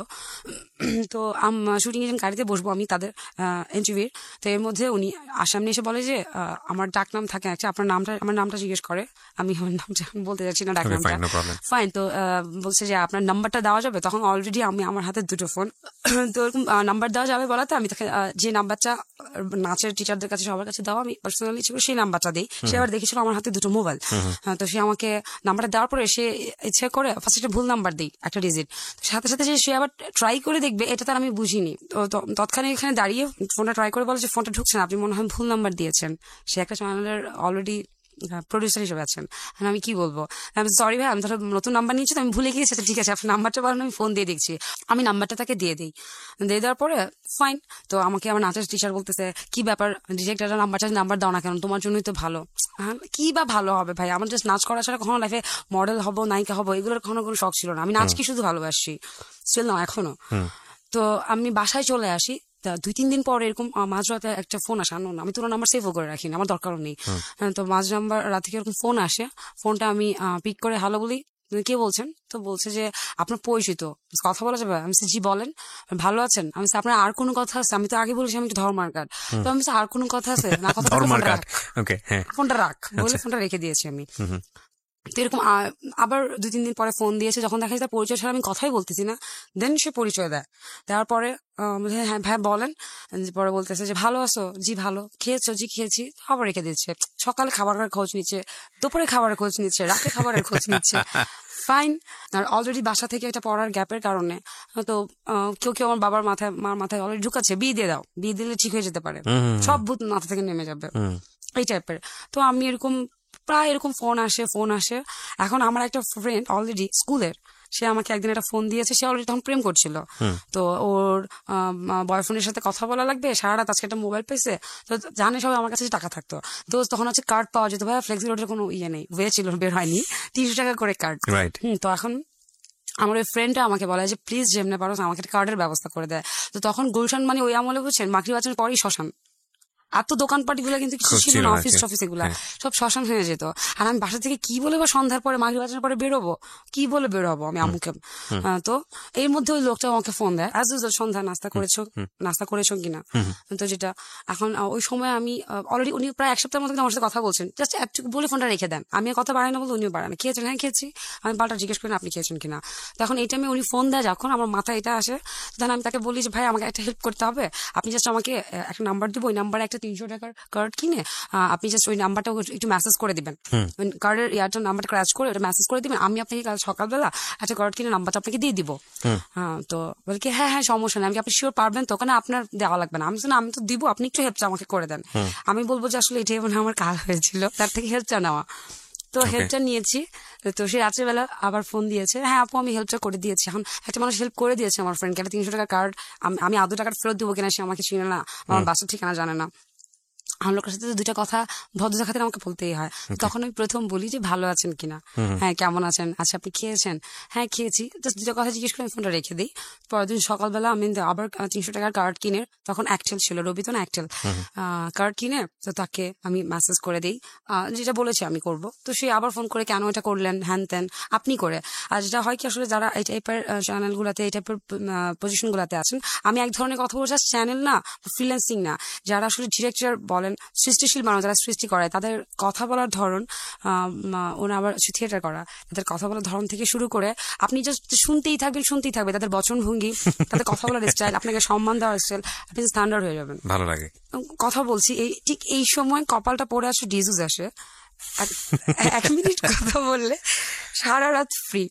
হ্যাঁ হ্যাঁ। তো এখন ভাইয়া আমি 300 করে কার্ড করে অলরেডি সারা রাত শেষ করে দিচ্ছি, উপর থেকে 300 টাকা কার্ড কিনে সারা রাত শেষ করে দিচ্ছি, মানে এই লেভেলে চলে গেছেন আপনারা। হ্যাঁ অবভিয়াসলি কথা হচ্ছে, দেখা কিন্তু তখনও হয় না, আচ্ছা। ফোনে 1-1.5 মাস টানা এরকম কথা হয়েছে, এই টাইপের চলছে। তো অলরেডি বাসা থেকে আমার বিয়ের প্ল্যানিং চলতেছে, তখন পড়াশোনা মোটামুটি স্টপ না পুরাই স্টপ, শুধু মোটামুটি না, তারও 1-1.5 বছর থেকে আমি 8টা কমপ্লিট করি। ও ওকে ওকে। তো এরকম কথা বলতে বলতে বাসা থেকে বিয়েও আসতেছে, দেখা তো করতে হবে একদিন, এরকমটা 2 মাস 1.5 মাস কথা বলেছি ফোনে, যেটা আসলে হয় আর কি। আমি আসলে লোনলি ছিলাম, উনিও কথা বলছিলেন, হয়ে গিয়েছে একটা, ভালো লাগছিল সামহাউ, খুবই ভালো লাগছিল। আশেপাশে প্রজাপতি উঠছিল, বৃষ্টি হচ্ছিল, বৃষ্টি ভালো লাগছে, সেটা সত্য কথা ভাইয়া, ট্রু। তখন বকা দিলেও ভালো লাগে, চুরি করে দেখেন একই চুরি যদি বার পানি আগেও করেছি, আমরা তো বকা খেয়েছি, তখন মন খারাপ হতো, তখন তো ভালোই লাগে, আল্লাহ চুরি করে এসে বকা খাইছে তো কি হয়েছে, এটা কোনো বিষয় না। তো ফাইন, তো দেখা করবো, কোথায় দেখা করবো, তার অফিসের নিচে আমাকে ডাকায়। তো আমি যাওয়ার পরে আমাকে উপরে নিয়ে যাওয়া হয়, অফিস রুমে বসে আমি যে 10 মিনিট কথা বলে চলে আসি। তখন এটা তো দেখা করা হয় না, এখন তার সাথে একদিন দেখা করতে হবে। তো কোথায় যাব, আর আমি খুব ছোটবেলায় মিরপুর বেড়িবাঁধের দিকে, তখন বটতলা যে বলে, আমরা এখানে খুব খেলতে যেতাম, স্কুল ফাঁকি দিয়ে চলে যেতাম বান্ধবীরা সব মিলে। তো আমি ঠিক আছে ওখানে আসেন, তখন ওই জায়গাটা এতটা খারাপ হয়নি বা এত রেস্টুরেন্ট টাইপের জিনিসগুলো হয়নি। তো উনি আসলেন, আমার সবচেয়ে অপছন্দের কালার পরে সেটা হচ্ছে ইয়েলো টি শার্ট পরা, আমি আমার লাইফে কিছু খেলতে পারি না। তো সে আসার পরে আমি দূরের থেকে দেখে আমার মেজাজ খারাপ হয়ে গেল। তো আমি তারা বলতেছিলাম যে এই টি শার্ট কেন, পরে বলে যে আমার কেন কি সমস্যা, এই কালার কেন। তো এটা নিয়েই প্রায় আমি রাগারাগি, আমার এই কালারটাও পছন্দ না। দেন আমি ওদিন তাকে সব বলি, আমার মানসিক অসুস্থতার কথা, পরিবারের কথা। আমি খুব স্ট্রেট ফরওয়ার্ড একটা মেয়ে, তো আমি সবকিছু সত্য বলতে পছন্দ করি। তো যে কারণে আসবো আজকে এখানে, আমি যদিও আমি বলছি যে নামগুলো বলা যাবে না, তারপরেও এটা এখানে আসতে অনেক সাহস লেগেছে। অফকোর্স ডেফিনেটলি, আমি সেটা প্রথমেই বলছিলাম যে আপনার মতো ফ্যামিলির জায়গাটা থেকে এই জায়গাটায় এসে এত কিছু বলা, যেখানে অনেক মানুষের মান সম্মানে টানাটানি হয়ে যেতে পারে, সো ভেরি হাই লেভেল, তো সেই জায়গাটা থেকে আপনি লাখ লাখ মানুষকে জানাচ্ছেন, of course it's a very work. হচ্ছে এই আমার আম্মুর থেকে জাস্ট 1 ঘন্টার কথা বলে আমি বের হই, তো 1 ঘন্টার জায়গায় 2 ঘন্টা হয়ে যায়। আপনি ওকে আপনার আদ্যবন্ত সবকিছু বলেন? হ্যাঁ, এভরিথিং। আমি অসুস্থ যে কি টাইপের অসুস্থ সব বলি। হ্যাঁ, তো সে শুনে খুব নর্মালি নিল, স্বাভাবিক। তাদের জগৎ আর আমাদের জগৎ একটু ডিফারেন্ট। মিডিয়া, তাদের মন মানসিকতা অনেক আসলেই অনেক ব্রাইট, ট্রু। আমি বলছি না যে তাদের মন মানসিকতা আমাদের থেকে অনেক ডিফারেন্ট, তাদের চলাফেরা, তাদের মেন্টালিটি, তাদের দেখার দৃষ্টি। একটা পিঁপড়াকে আমরা দেখি একটা পিঁপড়া, ওরা দেখে ওয়াও একটা পিঁপড়া, হতেই পারে। হ্যাঁ হতেই পারে। তো অনেক ডিফারেন্ট ছিল। আমি বাসায় চলে আসার পরে ধুম মার খাই আবার, বিকজ অফ আমি 1 ঘন্টার কথা বলে আমার মার কাছ থেকে 2 ঘন্টা লেট করেছি। তো ইভেন আমার এখানে একটু কেটেও যায়, ব্লাড পড়তে থাকে, তো আমি অনেক কান্না করি। আর সেই দিনটা ছিল ঈদের দিন। প্রচুর চাপে থাকতেন আপনি, আমি যেটা বুঝতে পারছি অনেক। আপনার ফ্যামিলি আবার থেকে। হয়েছে কি, আমি আমার বড় বোনের থেকে একটু দেখতে লম্বা, বয়সের আগে লম্বা ছিলাম, সুন্দর ছিলাম। তো আমার মার কথা, আর আমার জন্য না, যে মিরপুর যে স্থানীয় এলাকাগুলো, যেরকম আপনার টাকা পয়সা আছে, আপনার জন্য বিয়ের প্রস্তাব আসতে থাকে ছোটবেলা থেকেই। আপনার শিক্ষিতর হার দেখার দরকার নেই, আপনার বিয়ে করা মানে হচ্ছে আপনার বাপের টাকা পাওয়া, এই টাইপের। তো যে কারণে আমাকে একটু আসলে প্রেশারে রাখা হতো বাসা থেকে, যেন আমি কোনো ভুল ওয়েতে না যাই। তো যাই হোক, আমার বিয়ে দেখা হচ্ছিল, আমি খুব শর্ট করে বলি জায়গাগুলো, বিয়ে দেখা হচ্ছিল এই টাইমটাতে। তো যেদিন আমাকে দেখতে আসবে, আমি ওকে কিছু না বলি, আমি ধাপ করে বাসা থেকে বের হয়ে যাই। বের হয়ে গিয়ে ওকে আমি বলি আমি তোমার সাথে দেখা করতে আসি। ও জানে না বিষয়টা, আসলে আমাকে দেখতে আসবে বাসায়। আর আমি খুব ভালো করে জানতাম দেখতে আসা তো ছুতা এগুলা, এটা বিয়ে দিয়ে দিবে ধরে বান্ধে। হ্যাঁ, কাবিন, আমার বোনের কাবিন হয়নি, আমার ফুপিদের এরকম কাবিন হয়েছে, পরে উঠিয়ে দিচ্ছে। তো দেখতে আসবে যে ওই পার্সনটার আমি নাম বলবো না, বাস তার পোস্টটা বলবো। বাংলাদেশ ব্যাংকের অনেক হাইলি পোস্টে ছিলেন উনি তখন। উনি হয়তো এতদিন রিটায়ার্ড করে ফেলেছেন, গভর্নরের ছেলে, একমাত্র ছেলে, কানাডায় থাকেন উনি দেখতে আসছেন। আমি আগেই বলেছি ভাইয়া, এগুলা দেখা মানে কি, তো বিয়ে তো দিবে, দেখতে ছেলে যেমনই হোক।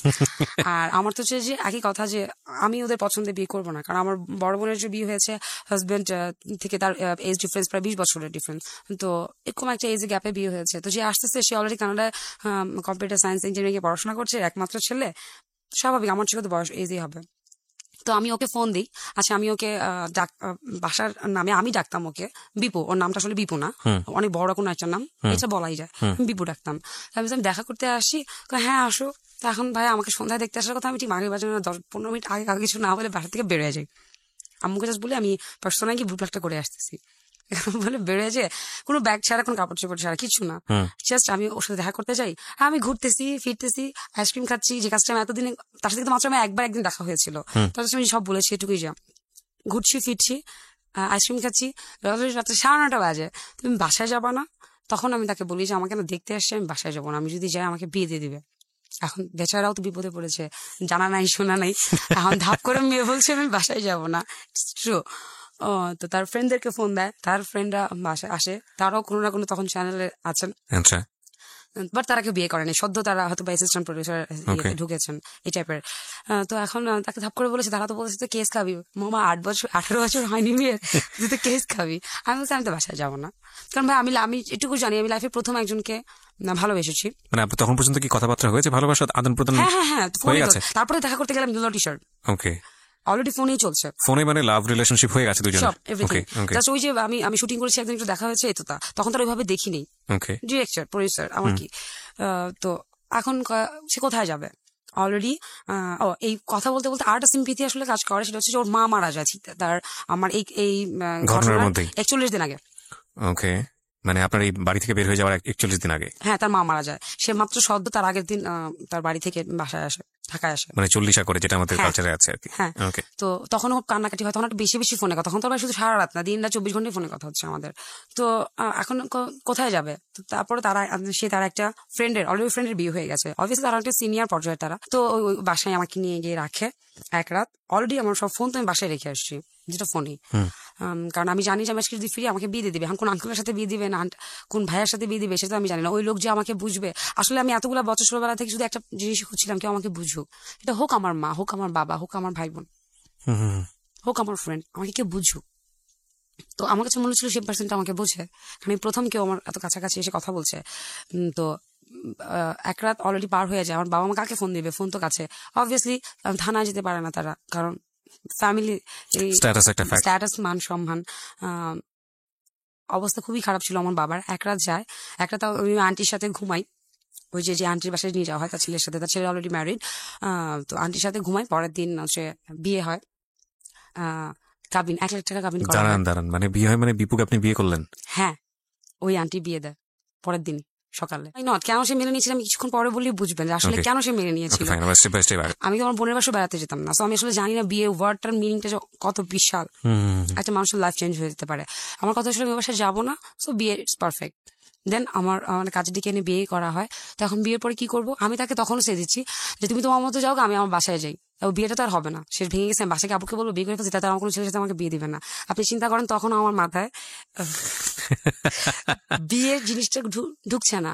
তো আর যেই কথা সেই কাজ, আমি দুপুর সকালবেলা বিয়ে করি, বিকেলে আমি আমার বাসায় চলে যাই, আর ওর ওর বাসায় কাজে চলে চলে যায়। যায়, হ্যাঁ। হ্যাঁ, কিছুই কিন্তু না এর ভিতরে, কিছুই হয় না, আপনি ওর কিছুই সম্পর্কে না। জানতেন, ফ্যামিলি স্ট্যাটাস কি, কোথায় কি আছেন, বিয়ে পর্যন্ত জানতেন? হ্যাঁ, আমি জাস্ট এতটুকু জানতাম যে ওরা 3 ভাই ছিল। ওর বাবা একজন সরকারি চাকরিজীবী ইঞ্জিনিয়ার ছিলেন। তাদের ফরিদপুরে একটা বাড়ি ছিল, 3 তলা ফাউন্ডেশন দিয়ে, শিক্ষিত পরিবার ছিল, ইটস ট্রু। এইটুকুই জানতেন? হ্যাঁ, ওর মাস্টার্স কমপ্লিট করা, তার 3 ভাই মাস্টার্স কমপ্লিট করা। ওকে, ফাইন। হ্যাঁ, বাট হ্যাঁ, তার সংসার ছিল, তার টাকা তার বাবা অলরেডি রিটায়ার করেছিল, ওই রিটায়ারমেন্টের টাকা অলরেডি বাড়ি করে ফেলেছে তারা। ওকে, ফাইন। আর কিছু না, তার ঢাকায় কিছু নাই, সে মেসে থাকে, এগুলো আমি জানতাম। তো আলটিমেটলি বাসায় ফেরত গেলাম। ফেরত যাওয়ার পরে আমার বাসায় তো হইচই লেগে গেছে। এখন বাসায় যে আমি ব্যাগ গুছাচ্ছি, কেন আমার কাপড় চোপড় যা আছে আমি নিয়ে যাবো। তো আব্বু আমার হাত ধরে বলছে তুই কোথায় যাবি। তখন আমি বলেছি আব্বু আমি বিয়ে করে ফেলেছি। আব্বু মাথায় হাত দিয়ে, বিয়ে করেছিস মা, আচ্ছা ঠিক আছে, এটা কোনো বিষয় না, তুই ছেড়ে দে, কোনো কিছু হবে না, তুই বাসায়। আব্বু না পাগলের মতো করতেছিল, তুই যাইস না। আর আম্মু তো পিছন থেকে কত বাসায় গাড়ি গালাজ করতেছে, এইবার দেখছো তোমার মেয়ের হ্যান ত্যান, আসলে কি তুই বিয়ে করে আসছিস কিনা, না শুধু শুধু রাত থেকে আসছিস, এই টাইপের। তো আমি আব্বু বলছি না আব্বু আমি বিয়ে করে আসি। তো ছেলে কই, তুই ছেলের ডাকা। তো আমি ওরে ফোন দিলাম, ও ভয় পাচ্ছে। আমি কিনা আসো, কিছু হবে না, আমার বাবা কিছু করবো। ও তো আপনার ফ্যামিলি সম্পর্কে জানতেন? সব জানতো, Okay. ইভেন আমাদের গুলশান বাসা পর্যন্ত একদিন আসছিল, আচ্ছা। ওই যে শুটিং এর আগে কথা বলতে, শুটিং এর আগে তো আসলে কথা বলতে হয়, তো এরকম কথা বলতে। তো ছেলেকে আমি ডাকালাম, ও আসলো। তো আব্বু বলতেছে তুমি ওকে ছেড়ে দাও বাবা, তুমি ওকে হ্যান্ডেল করতে পারবা না, তুমি ওকে ছেড়ে দাও। আব্বু খারাপ বিয়ে করছে না। আমি বলছি আব্বু তুমি এমন করছো কেন, তোমার বিয়ে দিতে, আমি বিয়ে করছি, তোমরা তো এটাই চাচ্ছিলা যে আমি এখান থেকে বের হয়ে যাই, আমি সবার অশান্তির মূল। আমার মাথায় তখন ওটাই ঘুরছিল ভাইয়া। তো আমি ব্যাগ গুছাবোই, আব্বু আবার তাও খুব প্রেশার ক্রিয়েট করতেছে না যদি আমি অসুস্থ হয়ে যাই। হ্যাঁ, তো ব্যাগ গুছাচ্ছি, আমি নিচে নেমে যাচ্ছি ব্যাগ নিয়ে। আব্বু শুধু ওর হাত ধরে বললো বাবা আমি জানি না আসলে শ্বশুরের হাত দিয়ে কি বলে, আমার মেয়ে না মুরগির রান ছাড়া ভাত খেতে পারে না, তো তুমি প্লিজ ওকে মুরগির রান ছাড়া ভাত দিও না। ইউ হ্যাড, আমি জানি না হ্যাড বলবো কিনা, আপনার বাবা বেঁচে আছেন কিনা। Extraordinary father, to be honest. তখন আমি আব্বুর বলছি তুমি কাঁদছো কেন, তুমি কাঁদতেছো কেন, আমার কাছে খুব ইজি ছিল বিষয়গুলো, তুমি কাঁদতেছো কেন। তো এই কথা বলে বলে আমি চলে যাই ওর সাথে। আব্বু আবার জিজ্ঞেস করছে কোথায় যাচ্ছ, ঠিকানা রেখে দিচ্ছে, ফরিদপুর আমাকে নিয়ে যায়। তো জীবনও ভাই লঞ্চ করি নেই, ফরিদপুরে পদ্মা পেরোতে হয়, জীবনও দেখি নাই, কি বলে যে ফেরি পার হতে হয়, ফেরি দেখিনি। তো ওর বাসায় যখন আমাকে নিয়ে দাঁড় করে বলা হয় যেরকম আমি বিয়ে করেছি, মাত্র 42 দিন হয়েছে, ওর মা মারা গেছে, ওর বাবা আমাকে জড়িয়ে ধরে কান্না করে। কারণ ও 3 ভাইয়ের মধ্যে মেজো ছিল, বাট ওর বড় ভাই তখনও বিয়ে করেননি, একটু মেন্টালি প্রবলেম ছিল বলাতে, ওই আসলে বড় ছেলের দায়িত্বে ছিল। আমার শ্বশুর ওয়াও ছিলেন, সিম্পলি ওয়াও। আমি আব্বা ডাকতাম। আমার বাবার পরে যদি লাইফে আমি কোনো সেকেন্ড ফ্রেন্ড পেয়ে থাকি সেটা হচ্ছে উনি। বিউটিফুল। তো মানুষ সবসময় শ্বশুর বাড়ির সম্বন্ধে বাজে বলেন, আমি জানি না আমি এখানে একটু ডিফারেন্ট, তারা প্রত্যেকে ওয়াও ছিল। আমার বাবা 15 দিনের মাথায় আমার বাবার মামাকে পাঠায় দেখার জন্য ছেলের ফ্যামিলি। কোনোদিন কথা বলে না, শুধু আমার বাবা কথা বলে, কেউ আমার সাথে ফোনে কথা বলে না, রাগ। হ্যাঁ, তো পাঠায় কি অবস্থা দেখে টেকে আসে, তো পছন্দ হয়, আসলে তো পরিবারটা পছন্দ হওয়ার মতো ট্রু। কারণ আমার বাবা কখনো বড় মেয়েকে যে টাকা পয়সা দেখে বিয়ে করেছেন তা না, সে সার্টিফিকেট দেখতো আর ফ্যামিলির গোড়াটা কেমন। ওরাও একটা সম্ভ্রান্ত পরিবার ছিল, ট্রু। দেন হচ্ছে বাসা থেকে বাসায় আমাকে আনানো হয়, ওইখান থেকে আব্বু আবার লোক পাঠায়, সব পরিবার খোঁজ খবর নিয়ে পছন্দ হয়েছে আমাকে আনানো হয়। তো ফ্যামিলিক্যাল ভাবে তো সবাইকে ডেকে বিয়ে দিতে হবে। আমি যে আবার এই কাজ করেছি আমার ফুপি চাচারা থেকেও জানা না, শুধু আব্বু আম্মু আমার ভাই বোন তারা এই 4 জন জানে। কারণ গুলশান আর মিরপুর একটু ডিস্টেন্স আছে, তো চাইলে আপনি কথা লুকাতে পারেন। তো এখন সবাই জানাজানির আগে তো আমাকে নিয়ে আসা হয়, ছেলে পছন্দ এটা সেটা, কয় টাকা স্যালারি পায় এটা সেটা, তো মিথ্যা বলতে হবে। তো আব্বু বিয়ের শাড়ি কিনে দেয়, পার্লারে পাঠায়, ছেলের পাঞ্জাবি থেকে সবকিছু কিনে নিয়ে এসে ঘরোয়া একটা কাবিনের অ্যারেঞ্জমেন্ট করে আব্বুরা বুঝে আব্বুরা বিয়ে দিয়েছে, যাতে তাও আমাকে কেউ খারাপ কিছু না বলে। ফ্যামিলি সম্মান, আসলে ফ্যামিলি স্ট্যাটাস মেনটেন করতে গিয়ে ভাই অনেক কিছু করতে হয়, অনেক কিছু মুখে চেপে সহ্য করতে হয়। বিয়ে তো হয়ে গেল, ফ্যামিলি গেল, সবাই চলে গেল, ওইটাই ছিল আমাদের ফার্স্ট আসলে বাসরাত আমাদের বাসায় 15-20 দিন পর। আচ্ছা, আব্বু আমি যদি বুঝি আপনার বড়টা যেরকম, সেটা হচ্ছে আপনি বিষয়টা বুঝতেন না, না কেউ আপনাকে কিছু বলে করতো না কখনো মাথায়। রাইট, বুঝতাম না বলবো না, যেহেতু সিরিয়াল দেখি একটু হলেও বুঝি ভাইয়া। ওকে, সো আমরা সিরিয়ালের এত খারাপ গুণ বলতাম, আমার মনে হয় যে এরকম লোনলি যারা থাকেন তাদের জন্য সিরিয়াল অনেক বড় একটা ভূমিকা পালন করছে। ওকে, ছেলেকে ডাকায় জিজ্ঞেস করছে তোমার স্যালারি কত। এখন এটা আমি চ্যানেলের একটু গোপন কথা বলতে চাচ্ছি, যে স্যালারি আসলে একটু মোটামুটি কমই থাকে, তো আমরা যেটা বলি না বাজেট পাস করাই, এখন বাজেট থেকে আসলে যেভাবে মারা যায় টাকাটা ওইটা, এখন আমরা যেটা বলি সরকারি ভাষায় ঘুষ, আর প্রাইভেট চ্যানেল গুলাতে বাজেট থেকে আমরা টাকা মেরে মেরে যেভাবে আসলে আলগা টাকাটা ইনকাম করি। মানে বিষয়টা হচ্ছে এরকম যে কোনো একটা বাজেট থাকে, কোনো একটা প্রোগ্রামের বাজেট থাকে, ওই প্রোগ্রামটার জন্য যে বাজেটটা পাস হলো সেই বাজেট থেকে যতটুকু পরিমাণ আমি নিজের জন্য টাকা মারা যায়। এটা সব প্রডিউসার করেন আমি ঠিক বলবো না, বাট আপনার ক্ষেত্রে বোধহয় আপনি এরকম একটা অভিজ্ঞতা। প্রডিউসারই করে, এটা আমি গ্যারান্টি দিয়ে বলতে পারি। ভাই আপনি প্রডিউসার ওয়াইফ ছিলেন বলে আপনি হয়তো এটা বলতে পারছেন, বাট আমার রেডিওর জায়গা থেকে আমার এটা বলাটা উচিত হবে না। ওকে, আমি আগে বলেছি পালেটা মিউট করে দিই। ওকে, রাইট, জাস্ট ফান, আপনারা এটাকে সিরিয়াসলি নিয়েন না, সব প্রডিউসার এটা করেন। আসলে সব জীবন ক্ষেত্রে সবাইকে অনেক কিছু করতে হয়, আর যারা অনেক উপরে লেভেলে উঠেছে তারা এগুলো করে করে উঠেছে, সেটা এমন এমন কোনো কিছু না। ইটস ইওর অপিনিয়ন, আমি আপনার অপিনিয়ন রেসপেক্ট করি, বাট বিলিভ করবো কিনা সেটা আমার স্বাধীনতা আছে। বিলিভ না করলে কিছু করার নেই ভাইয়া। তো আব্বু বলে তোমার সিম্পলি স্যালারি বলো আমাকে 12,500। তো ওইটাও বলতেছিল কিভাবে যে আমার আউট ইনকাম আছে, এটা বলতেছিল? হ্যাঁ, এটা বলেছে আউট ইনকাম সহকারে, খুব বেশি তখনও থাকে না। তখন কিছু বেশ কিছু চ্যানেল মাত্র আসছে অন ইয়ারে, তারা লোক নিবে, এই কয়টা ছাড়া। বিয়ে করলেন কত সালে? 2005 2005 12,000 টাকা কিন্তু খারাপ না, ভালো। আমার বাবার কাছে আমার মেয়ের একটা ড্রেসের দাম এক্স্যাক্টলি আপনার বাবার তুলনায় তো 12 টাকা, আমি এসেছি এটা কিছুই না।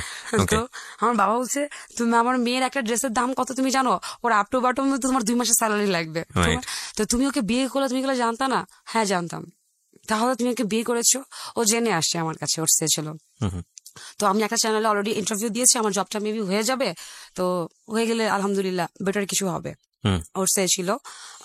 তো আমাকে তখন আমার ভবিষ্যৎ কি, এখন আমাকে ফরিদপুরে রাখবে, ও 3 মাসের সময় নিল, 3 মাসের মধ্যে ঢাকায় বাসা করে আমাকে আলাদা করে নিয়ে আসবে, এই টাইপের সে। আর অলরেডি গুলশানে যে 2টা ফ্ল্যাট, একটা আমার ভাইয়ের নামে, একটা আমার বোনের নামে, এই টাইপের রাখা হলো। তো অলরেডি ধানমন্ডিতে আমাদের ফ্ল্যাট ছিল, তো ওগুলো তো ভাড়া দেওয়া অবভিয়াসলি। তো 3 মাস আমাকে এখানে রাখা হবে, তো আমি ফরিদপুরে আবার চলে যাই। আমার বাবা অনেক কান্না করে, আমার মাও এত কান্না করে না। আমার বাবা মনে হচ্ছে তার, আমি আমার লাইফে বাবাকে যতবারই কাঁদতে দেখেছি আমার জন্য দেখেছি, আমার কোনো ভাই বোনদের জন্য না। অনেক কান্নাকাটি করে। আমি ফরিদপুরে ফেরত যাই। এর মধ্যে ঠিক 15 দিনের মাথায় সে হয় যে আমি প্রেগনেন্ট। মানে আপনার যেটা ছিল যে ইনিশিয়াল কনসেপ্ট করা যেটা বলে, মানে কোন ধরনের কোনো গ্যাপ ছিল না, আপনি কোনো বুঝতেন না, এবং কেন ও তো বুঝতো, কারণ 17-18 বছরের সিনিয়র ছিল। আমি তো জানি না, আমি জাস্ট এই জন্য তো আমি এখানে আসা। ওকে, যাই। হ্যাঁ, তারপর? হ্যাঁ, তো অলরেডি আমি প্রেগনেন্ট থাকি, তো এটা বুঝতেও তো 1-1.5 মাস টাইম লাগে। ডাক্তার কাছে নিয়ে যাওয়ার পরে বুঝতে পারছি, তো যতক্ষণ বুঝতে পারছি তখন আর ফেলার টাইম নাই, মানে দেরি হয়ে গেছে। 3 মাস ক্রস করে ফেলেছে।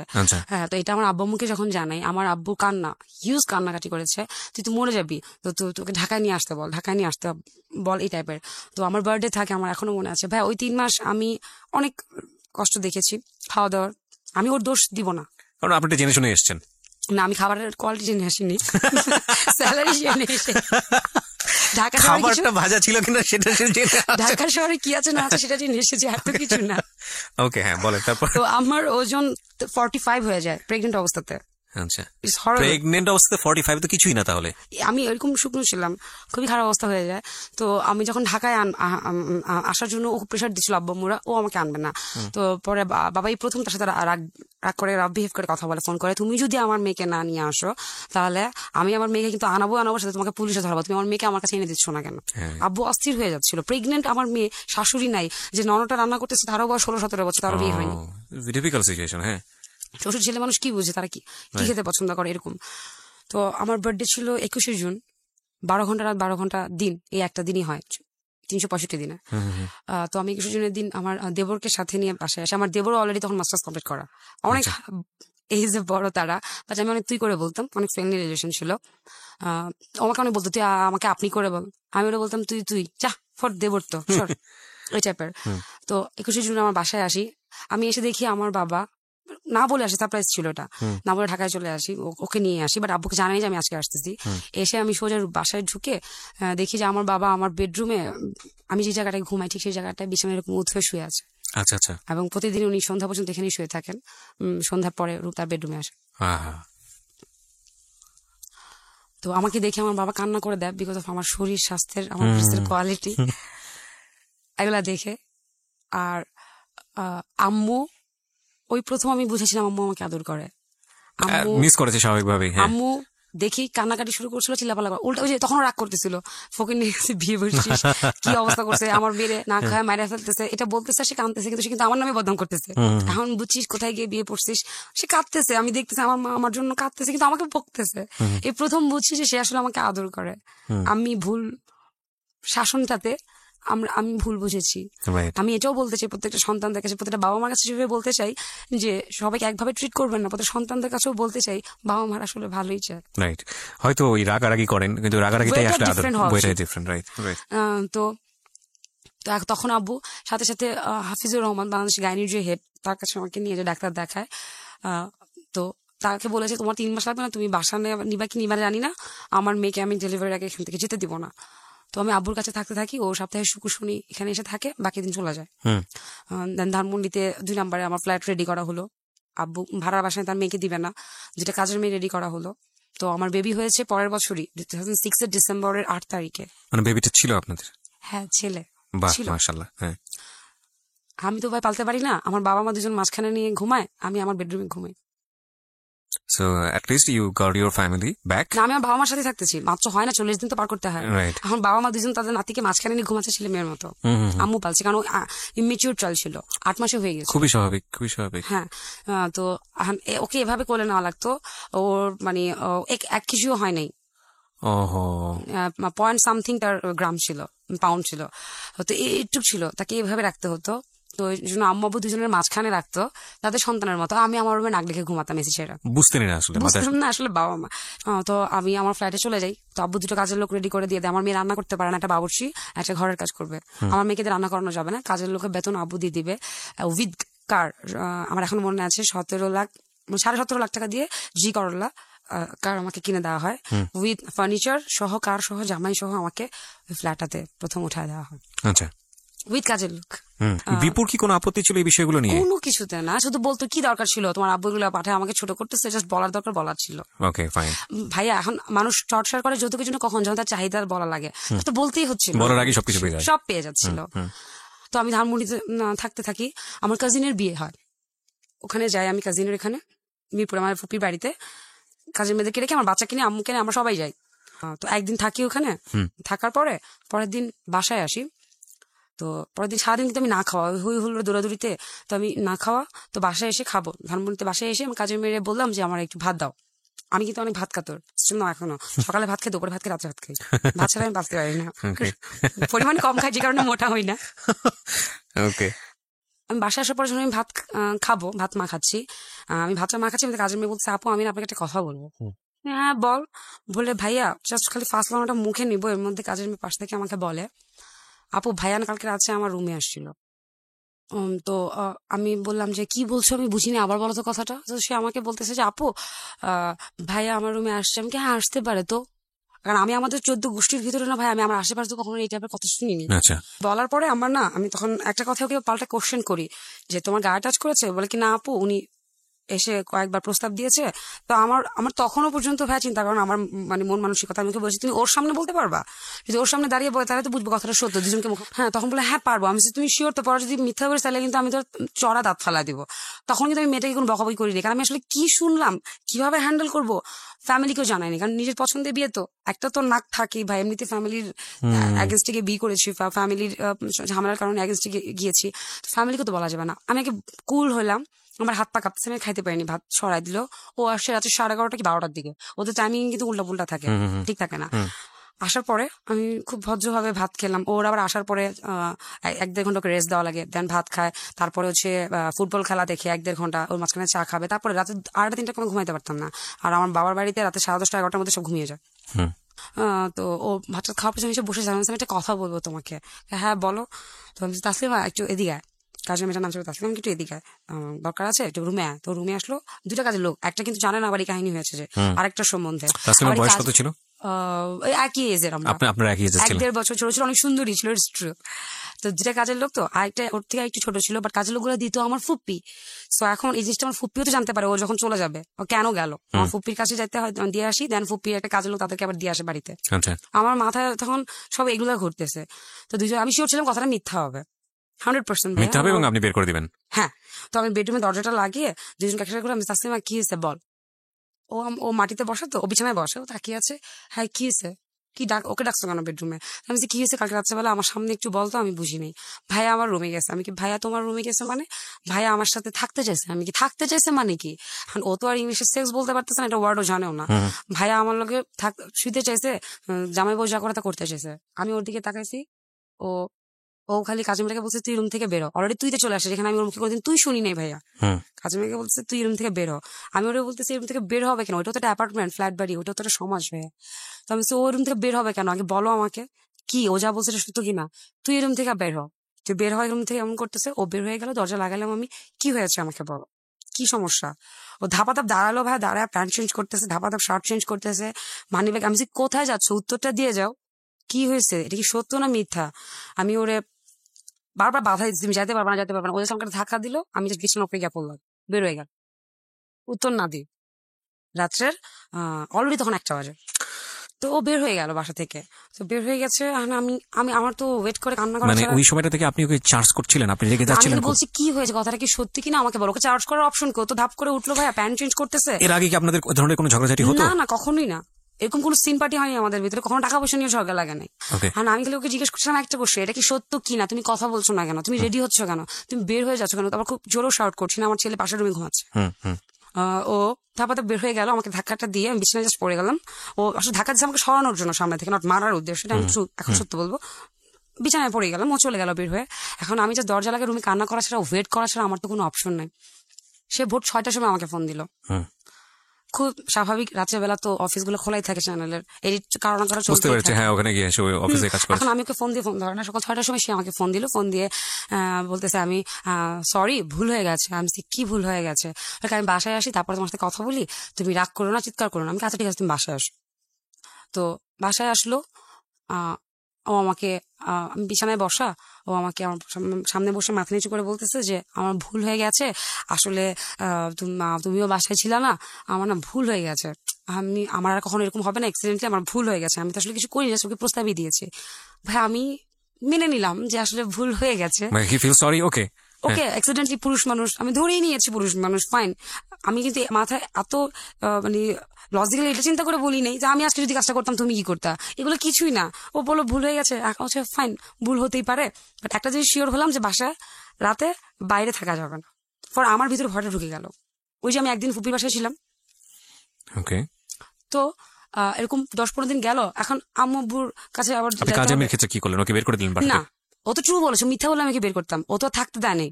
ভাই আমাকে বলেছে ও না করে দরজা লাগাই দিছে, সো ও সৎ, ও বেটার, ও ভালো, আমি ওকে কেন বের করবো, আমার হাজবেন্ড প্রস্তাব দিচ্ছে, তাহলে তো আমার হাজবেন্ডকে বের করে দেওয়া উচিত। ও কেন, ওটা মানুষ না, আমার কাছে যেটা লিগেল সেটা লিগেল। তো আম্মুর বাসায় আমি আসি, আবার থাকছি। পরের দিন সকালে গেছি, যে পরে ও অফিসে যাওয়ার পরে আবার একই বিষয়, আপু আপনি প্লিজ আমাকে যাওয়ার সময় নিয়ে যান, নাহলে ভাইয়া আমার রুমে ঢোকার জন্য জোরাজুরি করে, ভাইয়ারা ধাক্কায় আমাকে রুম থেকে বের করতে হয়েছে। তো সেকেন্ড জিনিস আবার হইলো, আমি তখন আমার ফ্যামিলিকে কিছু জানাইনি। এটা কি ওই মানে যে মেয়েটা কমপ্লেন করছিল, সুন্দর যে মেয়েটা, সেটার জন্য হচ্ছিল? বাকি মেয়েটার ক্ষেত্রে বাকিটা তো হচ্ছে মাত্র বড় হয়েছে, বাট এতটা সুন্দর না, একটু বড়। তো সেকেন্ড বারও একই বিষয়। তখন ভাই আমার মাথাটা অবভিয়াসলি ক্র্যাক হওয়ার কথা, দ্যাট মিনস তুমি এটা ভুল করো নাই, ফার্স্টের বাড়িটা তোমার ইন্টেনশন ছিল এটা। হ্যাঁ। দেন আমি যখন তাকে ধরলাম, ধরার পরে অ্যাজ ইউজুয়াল আমি তোমাকে অ্যান্সার দিতে বাধ্য না, প্রথমবার আচরণ সেকেন্ডবারের আচরণ কিন্তু এক না, সে আমাকে সে দিচ্ছে, আমি তোমাকে অ্যান্সার দিতে বাধ্য না। দেন আমি তাকে বলছি তুমি কেন বাধ্য না, তুমি কাজটা করেছো কিনা আমাকে বলো। এরপর ওর সে হয় যে করলে করছি, তুই কি করতে পারবি করগা, এই লাইফে ফার্স্ট আমাকে তুইতে চলে আসলো, করলে করছি তুই কি করতে পারবি করগা, দরকার হলে আমি আরো করবো, ওরা তো কিছু করতে পারি না, দরকার এবার কইরে দেখাবো। ও কিন্তু প্রস্তাব দিচ্ছে ভদ্রভাবে, তখন মেয়েটাকে ওই পর্যায়ে যায়নি। তো আমি ভাই আমি কোনোদিন আমার লাইফে তুই তো কারি শুনিনি হাজবেন্ড ওয়াইফদের মধ্যে, আমি যে ফ্যামিলি থেকে আসছি, আমার চোখ দিয়ে পানি পড়তেছে, আমি কাঁদতেছি।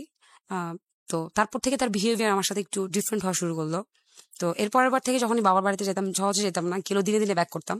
তো যখনই বাবার বাড়িতে যাওয়া শুরু করলাম, বড়টাকে সাথে করে নিয়ে গেলাম, কারণ আমি ভাবছি ছোট তো, ওটা তো ছোট, ওটা তো কিছু বলবে না, তাহলে হয়তো এটা সুন্দরী বলে শুধু এটা ক্ষেত্রে এরকম হচ্ছে, কারণ আমি তো কাউকে শেয়ার করিনি যে কারোর কাছ থেকে আসলে বুদ্ধি নিব, কাকে শেয়ার করবো, এটা মান ইজ্জত মান সম্মান, যার সঙ্গে শেয়ার করবেন সেখানে সম্মানের প্রশ্ন।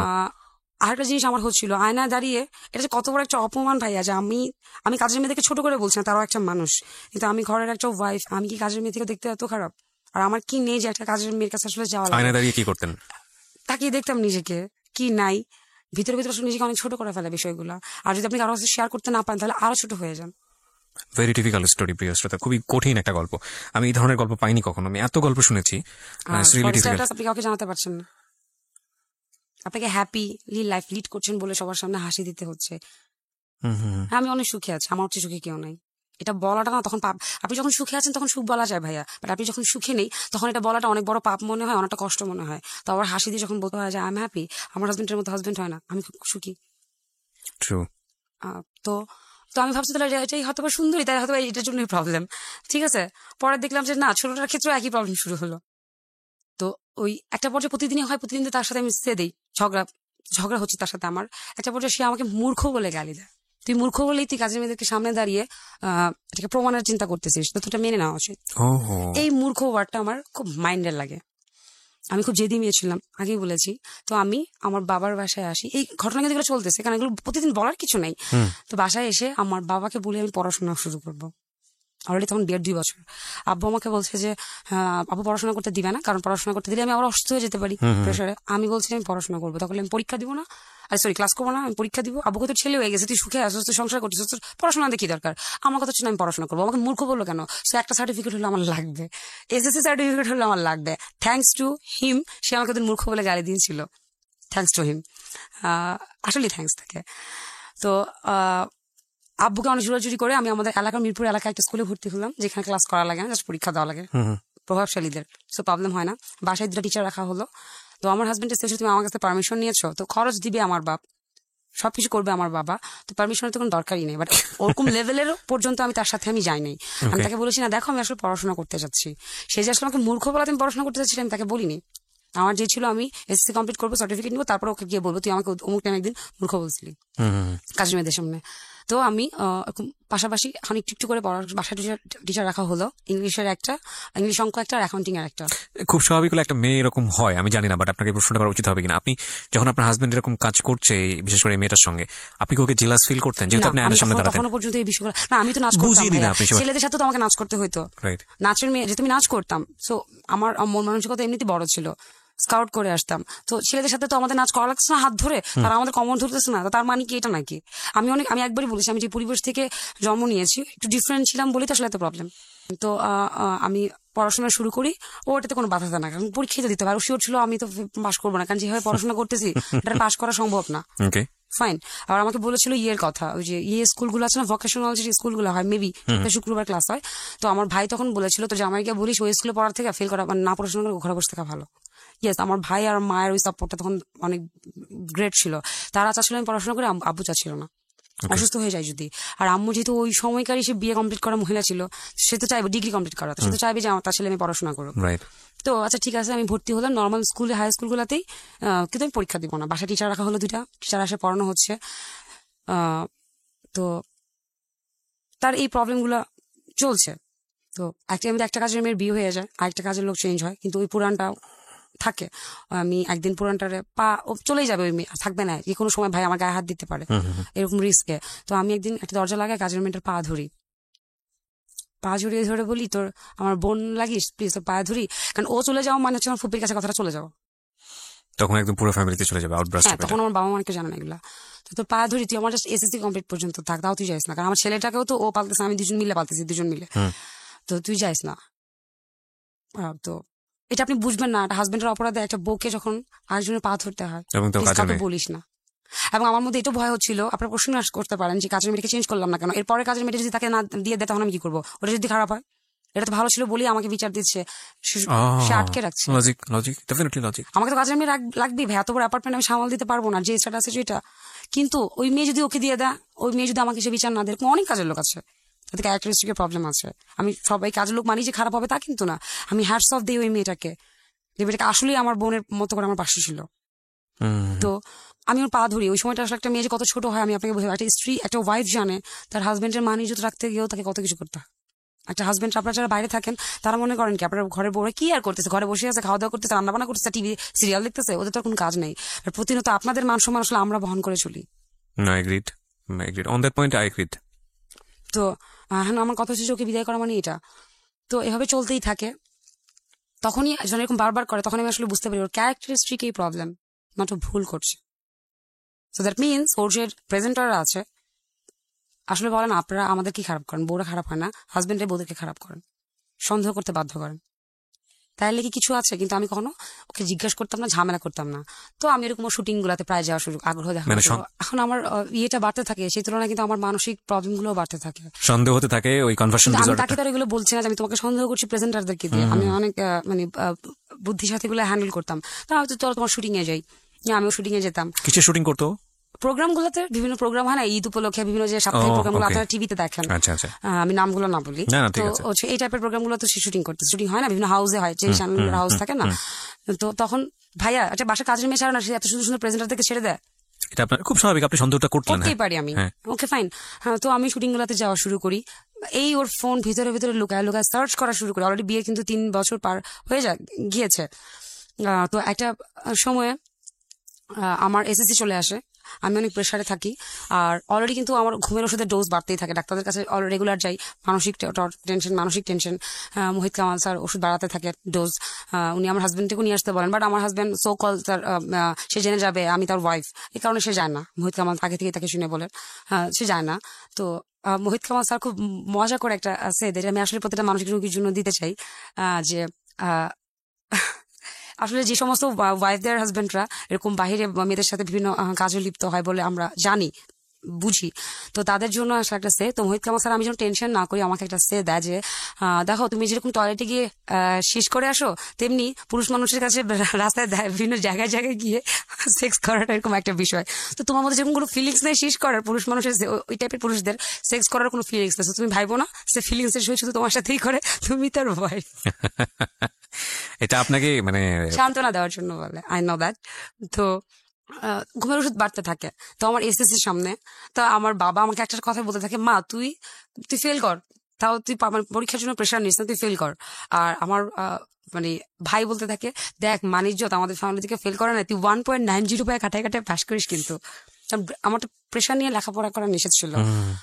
তো ভাইয়া আল্লাহর রহমতে পরীক্ষা দিই 4.19, ওকে, কোনো ক্লাস করা ছাড়া। এইসব সংসারের মানসিক টেনশন শুনিয়ে পড়াশোনা, বাচ্চাও তো বড় হচ্ছে, বাচ্চাকে পালছি আমি, এখানে বেবির কথাটা একটু পরে বলবো, বাচ্চা পালছি আমি। তো যখন রেজাল্টটা আসে, ওই আমাকে ফোন দিয়ে বলে যে এটা কি আসলেই তোমার রোল নাম্বার? ও শকড থাকে। তখন আমি বলি যে হ্যাঁ আমার নাম মেজর রোল নাম্বার। তুমি তো অনেক ভালো করছো, কারণ ওরা ধরে নিচ্ছিল আমি ফেল করবো, খুব স্বাভাবিক। এভাবে এসএসসি কমপ্লিট করি, আমি ইন্টারে ভর্তি হই একটা কলেজে। আমার ছেলেকেও স্কুলে ভর্তি করা একটা ইংলিশ মিডিয়ামে, ধানমন্ডির, আমি নামটা না উল্লেখ করতে চাচ্ছি। তো এরকম ও আমার ছেলের কখনো কোনো ডাক্তারের কাছে বলেন টিকা দেওয়া বলেন, কোনো কিছুতে কিন্তু ও যায় না, আমি কাজের মেয়েদেরকে নিয়ে বা আমার মাকে নিয়ে যাচ্ছি। ওকে জাস্ট শুধু ফার্স্ট মানে স্কুলে ভাইবা হওয়ার দিন যাওয়া লাগে প্যারেন্টসদেরকে ইংলিশ মিডিয়ামে, তো বেসিক্যালি আসলে বাচ্চাদের হয় না, এই ভাইবাটা আমাদের বাপ মাদেরই হয়। তো আমি যাই, ও যায়, ওই একদিনই শেষ। তো সে তো সকালে যায়, রাতে তার আসার কোনো ঠিক ঠিকানা নাই। তো হঠাৎ তার যে প্রেজেন্টারটা থাকে, একটা মেয়ে এরকম রাত বিরাত তাকে ফোন দিতে থাকে। আচ্ছা প্রেজেন্টারটা তো একটা দুটো দূরের সময় কি কাজ, এবং আমি হঠাৎ করে খেয়াল করি যে এই একটা নাম্বার, আমাকে বলতেছে সে প্রেজেন্টার রাইট, বাট আসলে নাম্বারটা সেভ করা না, এবং ওর প্রত্যেকটা নাম্বার সেভ করা থাকে প্রেজেন্টারদের, নাম্বারটা সেভ করা না। তো দেন আমি নাম্বারটা বের করি, এবং আমি যে নাচ করতাম, মেয়েটা হচ্ছে ওই একটা ভাইয়ার সাথে আগে নাচ করতো অনেক আগে, আমি মেয়েটাকে চিনতাম, যে নামটা সে বলছে এখন বর্তমান প্রেজেন্টার তার, কিন্তু নাচ করতো। তো আমি বুদ্ধি করে ওই ভাইয়াটাকে ফোন দিই যে ভাইয়া তুমি না বলেছিলে আমার হাজবেন্ডের সাথে যে কাজ করছে, নাচ করতো, তো ওর ফোন নাম্বারটা আমাকে একটু কালেক্ট করে দিতে পারবা? আমি আসলে নাম্বারটা মিলাবো, পরে দেখলাম যে রাইট, ভাইয়া নাম্বারটা দেওয়ার পরে দেখলাম এই মেয়ে ওই মেয়ে, কিন্তু ও প্রেজেন্টার বলতেছে অন্য একটা মেয়ের নাম, এই মেয়ের নাম বলছে না। ও তো 2-3টা প্রোগ্রাম হতো সাপ্তাহিক, তো এই মেয়ে ওই মেয়ে না, নতুন মেয়েটা না। তো রাতে 2-3টা বাজে কিসের প্রেজেন্টার? দেন আমি তার সাথে রাগারাগি করি একদিন, যে রাত 12টার পরে তুমি যখন যখনই বাসায় ঢুকো, রাত 2-3টা বাজে তুমি যখন অফিসে থাকতেছো তখন ফোন ধরো, কিন্তু বাসায় ঢুকার পর সেটা রাত 12টা হয়ে যায়, তুমি আর ফোন পিক করতে পারবা না। Okay fine. হঠাৎ করে তুমি ঘুম ভাঙে দেখি সে পাশে নেই। তো আমি উঠে গিয়ে দেখি যে সে আমার গেস্ট বেডরুমের বারান্দাতে গিয়ে একটা কারোর সাথে ফোনে কথা বলছে। আমি চুপ করে পিছনে গিয়ে দাঁড়াই, তো সে কথা বলছে, আমি কথাগুলো না বলি কি বলছে, তারা রোমান্টিক কথাবার্তা বলছে, আমি পিছনে দাঁড়িয়ে চুপ করে দাঁড়িয়ে আছি, যেন সে ফিরলে আমাকে দেখে। নট আমি লুকিয়ে শুনছি, কিন্তু আমিও মুখোমুখি দাঁড়ানো, কিন্তু ও তো গ্রিল ধরে আকাশের দিকে তাকিয়ে থাকে, আকাশ বাতাস নিয়ে কথা বলছে, তার তো পিছনে দেখার দরকার নেই, তাই না? তো আমি দাঁড়িয়ে আছি, তো সে যে কথাটা বলাটা বন্ধ করে পিছনে ফিরেছে, ফিরে আমাকে সে দেখার পর আমাকে বলছে তুমি এখানে। তখন আমি হাসতে হাসতে ততদিনে আসলে আমার আর কিছু নাই তার প্রতি, প্রেম, ভালোবাসা, শ্রদ্ধা, সবচেয়ে বড় একটা ওয়াইফের হাজবেন্ডের প্রতি, সেটা হচ্ছে আপনারা বলেন কি আমি জানি না, ট্রাস্ট, সেকেন্ড হচ্ছে শ্রদ্ধা বোধটা থাকতে হয়। তাহলে সেখানে ভালোবাসা থাকে না। তো আমি যদি সে 10 বছরের বড় হোক আর আমার সেম এজই হোক আমার হাজব্যান্ড, আমি যদি তাকে শ্রদ্ধাই না করি, তো তার ততদিনে আমার তার ভিতরে তার জন্য আমার সম্মান প্রেম ভালোবাসা আর কিছু নেই। তখন আমি আমার ফ্যামিলিকে কিছু জানাইনি। তো আমি যখন সে পাল্টা ঘোরার পর আমাকে দেখে, আমি তো হাসি দিয়ে তাকে বলি শেষ, চল ঘুমাতে যাই, বলে আমি সোজা ঘুমাতে চলে যাই।